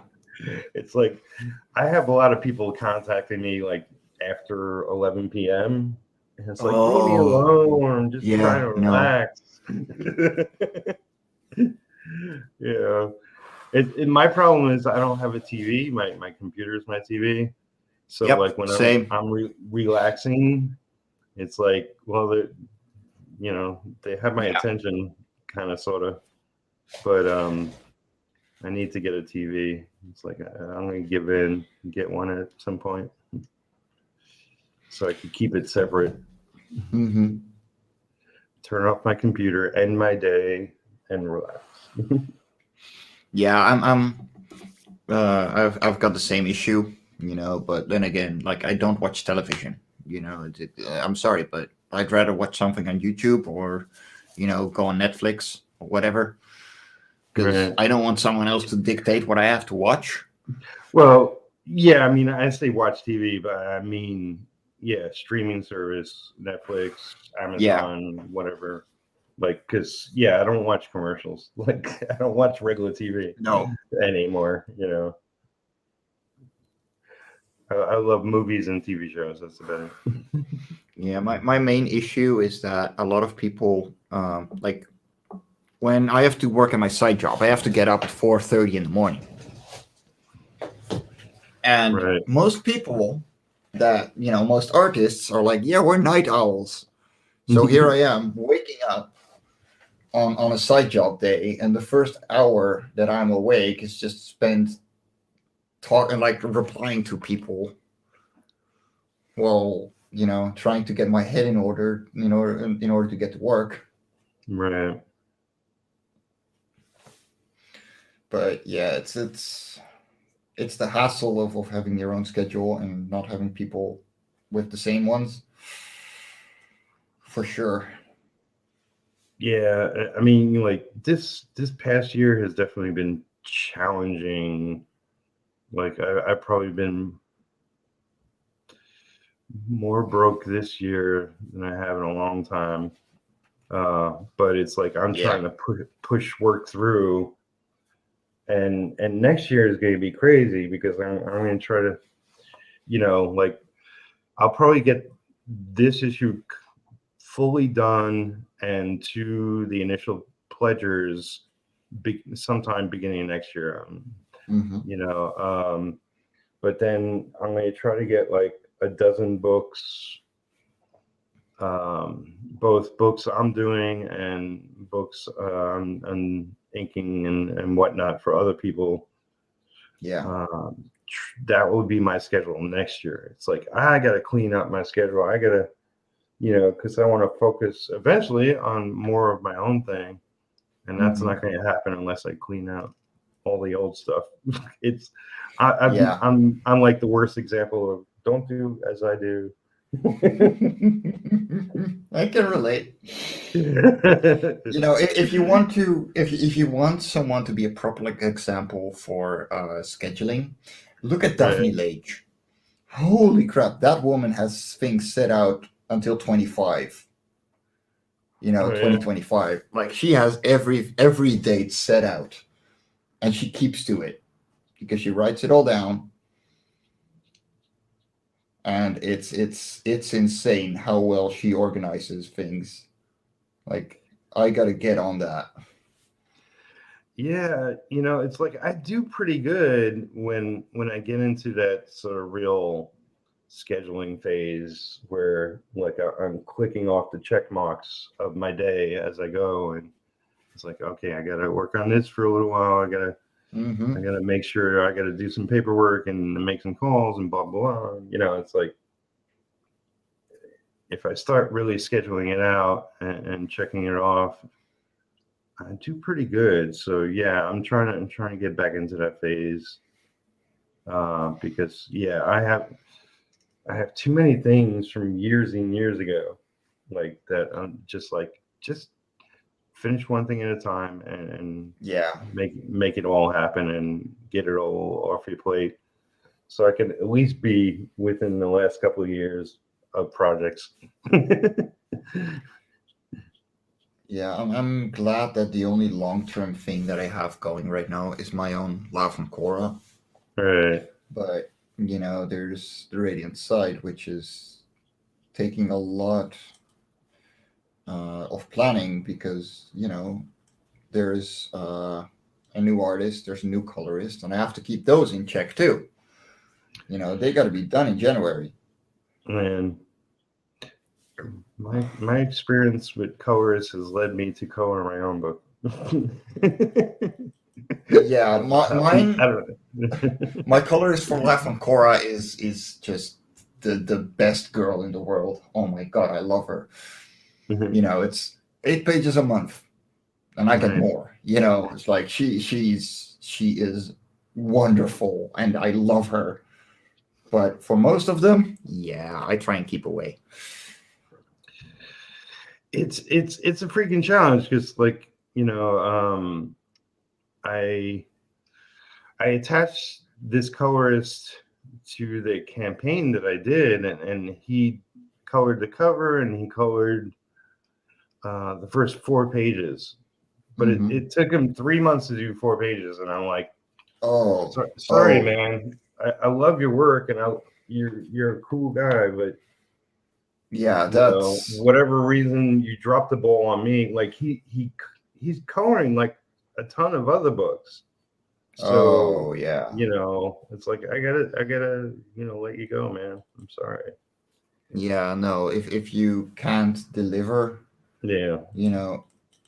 Don't make empty promises, especially if you're, in independent comics, because your rep is everything. Yeah. I'm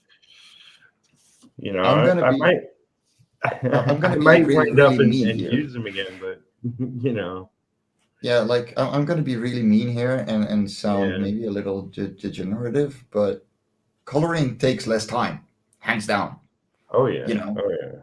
So whatever you were doing, trying to get more done on other projects, I'm sorry, but you made a promise, so Yeah. bloody well keep it. Yeah, I mean, it's like we all have challenges with our schedules sometimes, and I utterly understand that because I've dropped the ball a couple of times along the way, and people let me go. It's like, okay, I understand it didn't work out. Yeah. Sorry I was lame. But yeah, it's like that. That's also why I want to sort of clean up my workload. It's like I'm tired of always being behind. And it's it's because it's such a balancing act for me to bring in enough money to cover my overhead, but also push these products I'm not getting paid yet on, and it's like I lose sight of the math sometimes, and it's like, oh fuck, I'm screwed. Yeah, I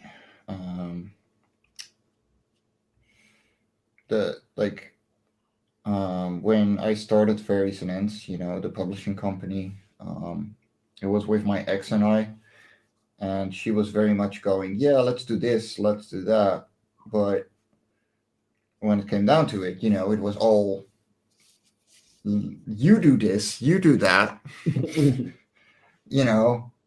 do your own thing because, I have crippling anxiety and it's all on you. And Right. yeah, that was pretty bad. So, like the anthologies we did, and I had a lot of fun with them, and I still, keep in contact with some of the creators in that because they really deserve and they really delivered on their work.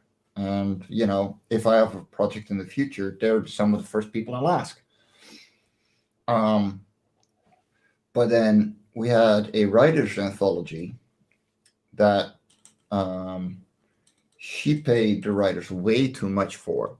They would have done it for completely free, and they got a really, really nice sum of money for a story that was, between 5 and 10,000 words. Right. And then the crowdfunders failed. And she was like, fuck. And I already told her right from the start, like, hey, this is your project. I cannot edit prose. I don't know writing all that well. You are the writer. You are the creator of this. And I need you to do this on your own, because otherwise I'm not going to get anything done. Right. Push comes to shove. I am editing 120,000 words. Wow. As someone who does not know how to edit, we have 300 books in 7 gigantic boxes that I haven't sold a single one of. Oh, man. Yeah, because she wanted to make it happen, and she paid it. And it was like, yeah, I'm paying it, so, it's going to happen. And I'm like, but why? Like, if you can't keep your promises, then don't fucking do it. Yeah. I mean, that's like the overall challenge of this industry is that, everybody's their own company. So Yeah. it's like, there's no overall quality control, or even like, it's like, hey, you could do this better by doing this, and this, like we have to learn on our own. And Yes. I tend to learn by making mistakes along the way. So, Well, we all do, fail hard, Yeah. fail fast, and accept them and move on. Yeah. And a lot of creators don't handle failure, and another thing that you got to keep in mind is, what is success? What is your success in making something? Is it finishing the book? Because if you did that, then yeah, you've got a success on your hands. Right. If it's selling 100,000 copies, well, you start with 5. Yeah, totally. Because you're going to make your mistakes with the first one. So. Exactly. Like, you don't want to okay sell to 100,000 for the first issue. No, dear Lord. Oh. And I've seen creators acting like that. That is the worst part. Yeah. Like, I've seen them go, yeah, if I don't reach like 25K on my first crowdfunder, then I'm not going to do it. And like 25,000 is, a nice yearly income. Yeah. Okay, maybe not for America, but here. And like, with your, like, that is about 30 books being bestsellers,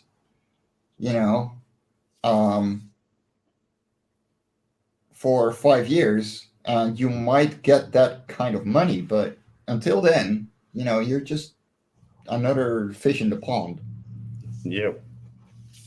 And I've seen people literally letting go of their projects because they didn't make their goal once. Yeah. It's, you got to be committed, all the way through, and regardless of anything, it's like, Yeah. Decide to do it, and to hell with the consequences. Yeah. Especially that. I got just over 80 backers for my first official solo campaign. Mm-hmm. And I consider that a success, man. It's like, hell yeah, that's gigantic, man. I had no idea what to expect. It's like, yeah, I know a lot of people know my name, and but that doesn't mean they'll be interested in my own book or whatever. It's like, yeah. So I put myself out there, and that's what I got. Like, now once I wrap up the book, and I plan to do it Indiegogo, and the Kickstarter I did was just for 5 days. So Yeah. the Indiegogo, I'm going to go full campaign and go 30 days. So once I have the book out and people have seen it and read it and, recommend it or not or whatever, then I'll get more eyes on the project. And Well, yeah, but like that too is just growing Yeah. in your skill set. Yeah. You did it once. Yeah. I'm really glad to see you were successful at it. Yeah. Most of us aren't, but yeah, you've got quite a few years ahead of most of us. Right. So yeah, that counts. Yeah. You got reliability to your name. People trust you, Yeah. and like for Life on Korra 3, I only got 30 backers total. Right. And for 4, first of all, we made more than double compared to 3. Nice. But yeah, like we suddenly got 44 backers, and it was like, yeah, but that is the trust that I built on issue 3 as well, because I kept all the promises that I made. Everyone got what they bargained for. Yeah. And you just got to keep doing that. For Love and Korra 5, I'm gonna go absolutely insane. Fucking 7 variants, man. I'm still, laying in my bed, eyes wide open, going, "What the fuck am I doing?" But out of everyone that is helping me with that, 2 of them asked for payment, and both of those, were still discounted because I've just been a kind guy the last year. Right. Oh my god, I'm done. Woo! Yeah. Yay! Awesome. No, wait, I still gotta print another page. Fuck. Oh no. Ugh. Okay, let me grab a smoke first. All right. Let me see. Smoke him if you got him. But yeah, if you can show off to people that you are serious and you want to keep going. Oh, hello, Shelby. Then you're always gonna get more people and more support next time. Yeah. But it's accepting that you're not gonna be a bestseller right from day one. Doesn't matter if you got 30 years of experience or 1. Right. Yeah. Or none. It's Yeah. I mean, it's like I work for many companies, a lot more smaller individuals, self-publishing and whatnot. But all of that doesn't matter because it's like I'm trying to put my own product out there. So that's completely different in people's eyes. So, which I totally understand. It's the first thing that you're doing on your own, and that is scary as fuck. Yeah. Let's be honest. Yeah. Let's see. Where did you see Shelby? I didn't see anybody show up. No. She came walking through my studio, scratched at my chair, and then was like, "Yeah, I've seen enough. Goodbye." Oh, you're kitty cat. Okay. Yes. I was like, somebody show up in the chat. Oh no. Shelby is the mascot of this house, which means the moment someone comes in, she's invisible.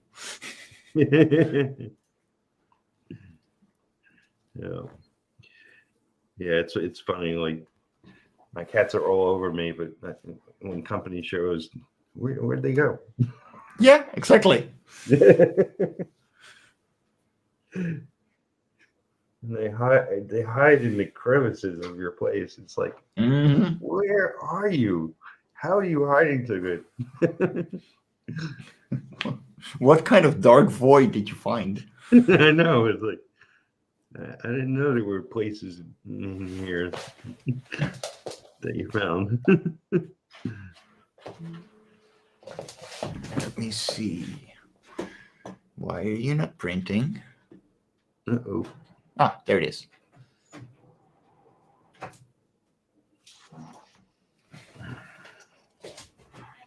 Yeah, I got to order paper and printer ink soon. Ah, there she is. Aw. You a sweetie. On my pile of this shit I'm supposedly working on paper. She's a cutie. She is. She gets completely offended and she loves the sound of the printer for some reason. Oh, yeah. They're fascinated by it. Hi, little baby. Hey, little girl. Have you been a good girl? Have you been sleeping? Yeah, you have. Yeah, and then you're gonna go on my lap, aren't you?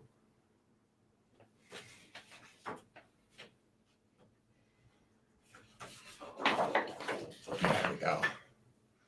Zoop. And there, the last page of today. Nice.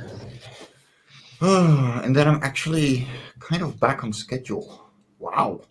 That's awesome.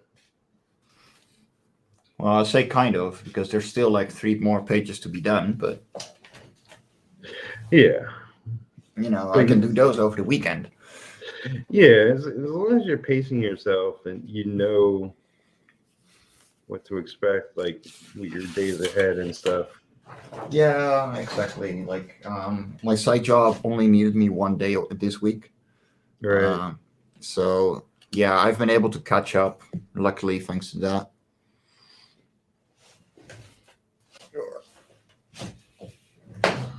Let's see. I need this one first.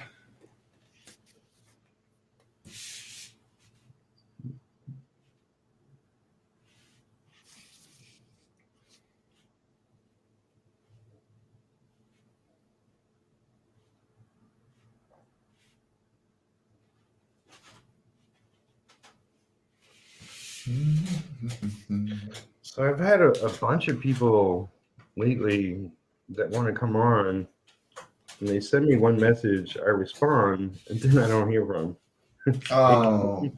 It's like, Uh, didn't you come on? yeah, those are the worst. It's like, Come on, guys. Shelby, what are you doing? No, don't go back. No, back, kitty. Here, go be on my lap. I know you want that. There we go. That's a good girl. aw. Yes, you are. You may disagree, but as long as you don't climb behind my drawing desk, it's okay. Okay? Then you're a good girl. Now, the drawers under my art desk are made from fabric, Right. and they've got very thin slits that I slide into. Yeah. And she loves to climb into them, but there's pencils in there, and when a 7-kilo cat climbs into that, it falls down, Yeah. and that is dangerous. Yes, it is. Yeah. There we go. Now, are you coming to put cat hair all over my art inking again? Yeah. You are. She'll settle down eventually. I give you credit, man. I couldn't work with a cat in my lap. Well, it helps keeping the back straight. I imagine so.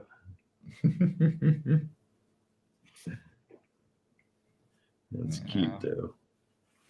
Yeah, she's a cute little thing.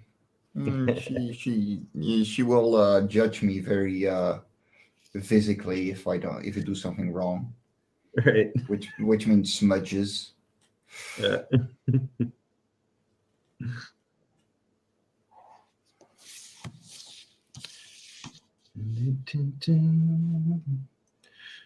All right.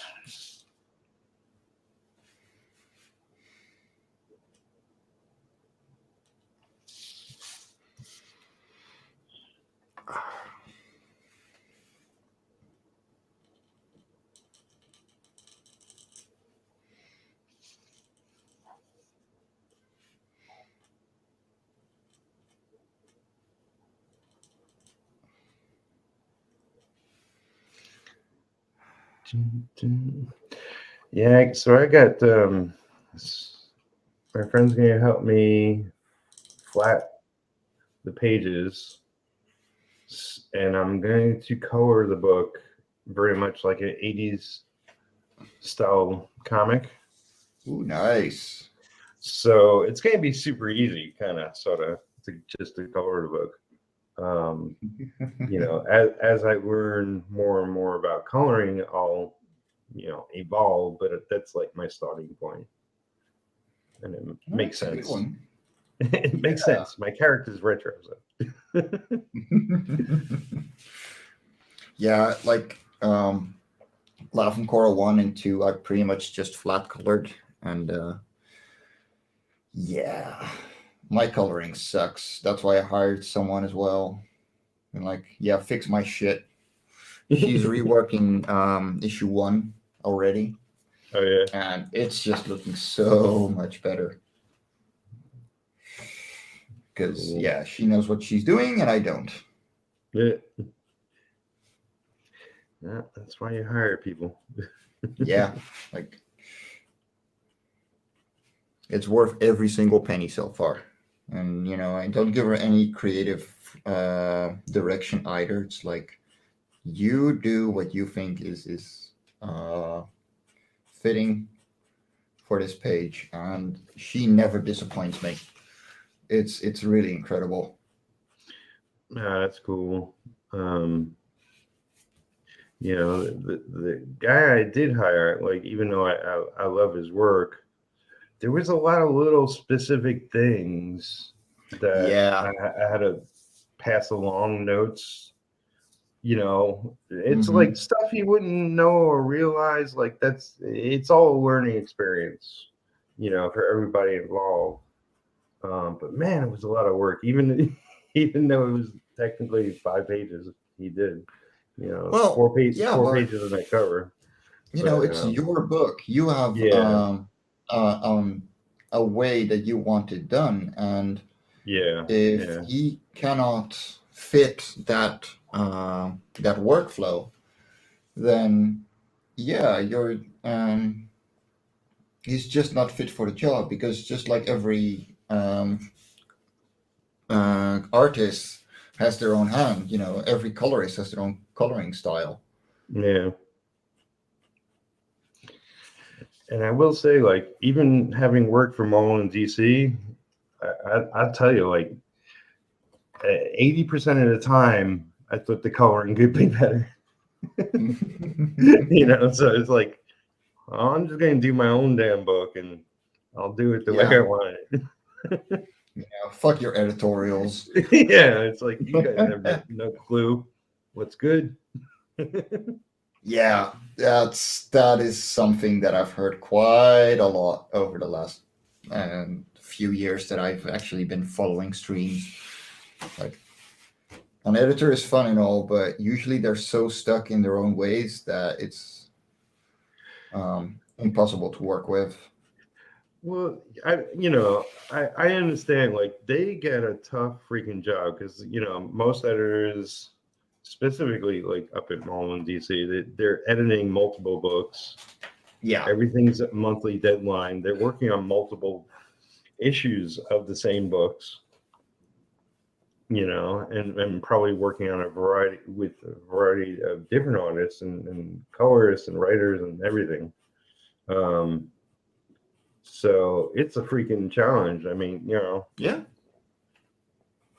You know, it's like I always thought that would be a fun job to do. Like, I know it pays pretty good, and it's like, you know, if I ever get a call from them to be an editor, I might Hell take them yeah. up on it just for the experience of it. I mean, having to currently edit, 2 series, because I edit live on Cora as well. Right. My writers send in the script and I go over it and be like, hey, this doesn't work within the world, so fix it. Right. And I edit while I'm working on my own shit, because you find spelling errors or things that just don't work in the way the writer wrote it down. Right. And it's fun. It's really fun. Yeah. Yeah. I just been, it's like I've done stuff throughout the years for other people. But yeah, dabbling on my own creation, get more and more intense as I go. Yeah. It is fun. It is like, well, I think it should be this way. And it's like I realize like I'm making such a creative decision like that will alter it in such a way, Mhm. and Yeah, I exactly like the task of an editor is really, really hard, as well. It's because you're like, hey, maybe this would work, and then the writer can be like, oh, fuck you, man, and then the artist can be like, fuck you, man, and then the colorist especially is going to be like, but that's what you told me to do. Yeah. But it's not the You got to way. stick to your point. Right. It's not the way I see it in my brain. Yeah.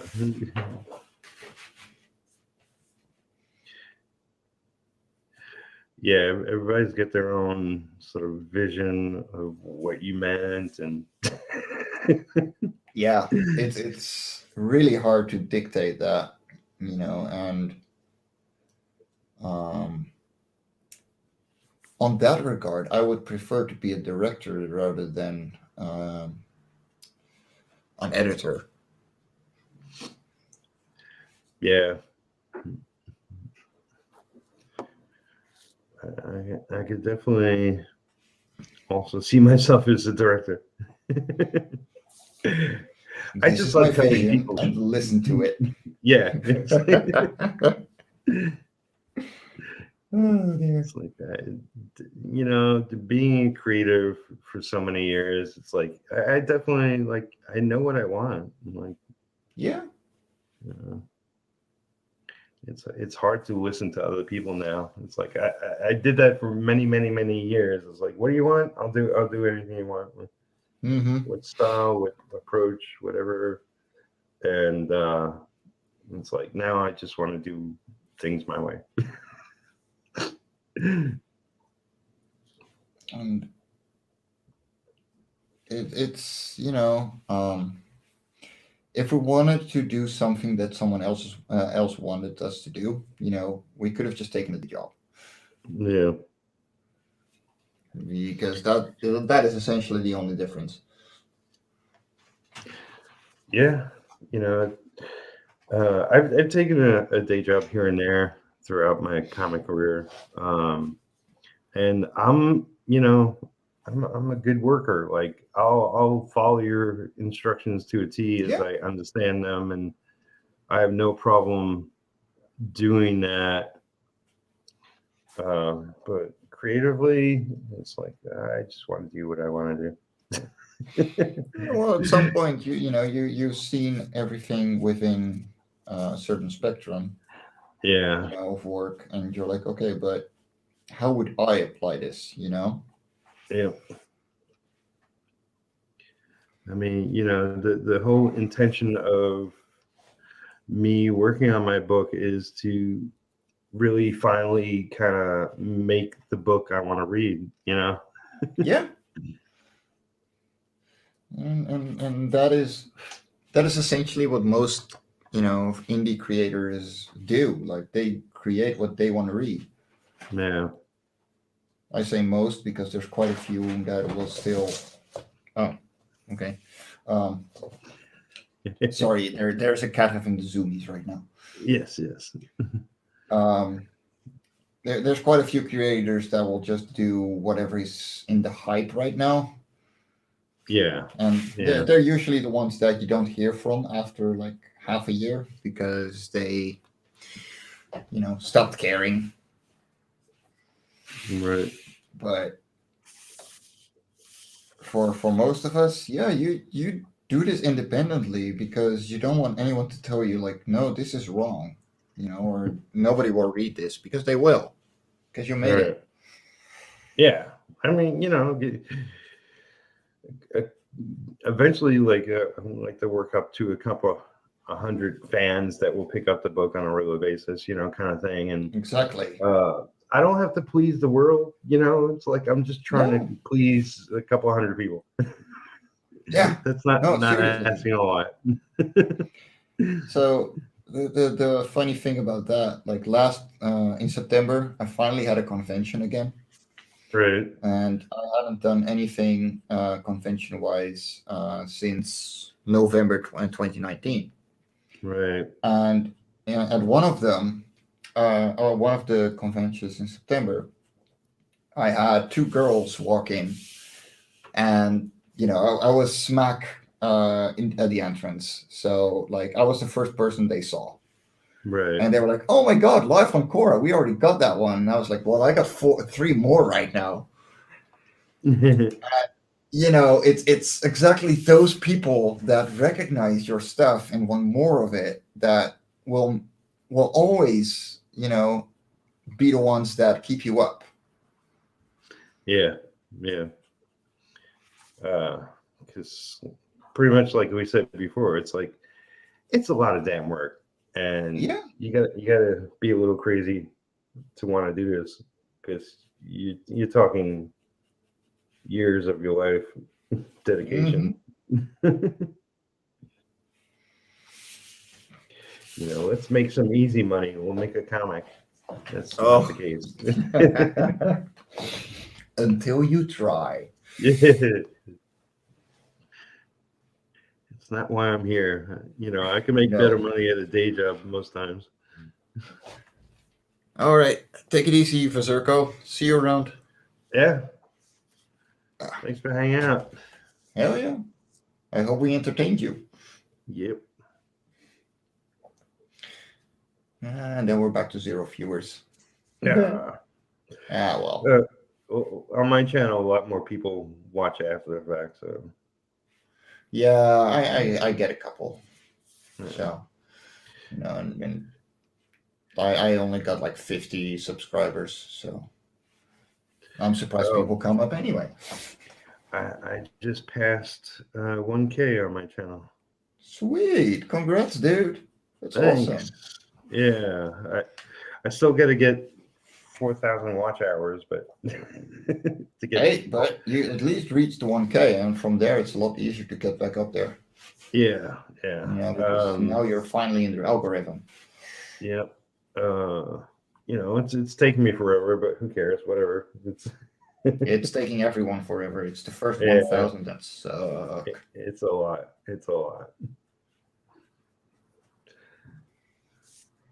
But that's another branch of a lot of work that I'm taking on. Mm-hmm. Oh yes. Yeah, I'm not gonna go for very much longer because I'm starting to feel my stomach growling. Yeah, that's cool. That works for me. I'll grab lunch before I gotta meet up with my friend. Yeah, sounds good. Yeah. I'll DM you on Twitter for a show, by the way. Yeah. By all means, man. Okay. Anytime. You're good people, as they say. I try to be. There's some people, way back in the day who would disagree, but fuck them. They're not here anymore. I hear you, man. It's not everybody's gonna love you. No, exactly. And I'm not doing it for the ones that are gonna hate me either. So Yeah. screw the naysayers. Yeah. Most I'm gonna grab some absolutely. dinner. It's 5 p.m. I've been going at it for 3 hours. Holy fuck. Awesome. Ooh, that's been a while. Well, this has been really fun, man. I didn't expect my day to go this way, but I'm glad it did. Well, glad you came and hung out, man. It's always a pleasure. Yeah. All right, time to stop the broadcast.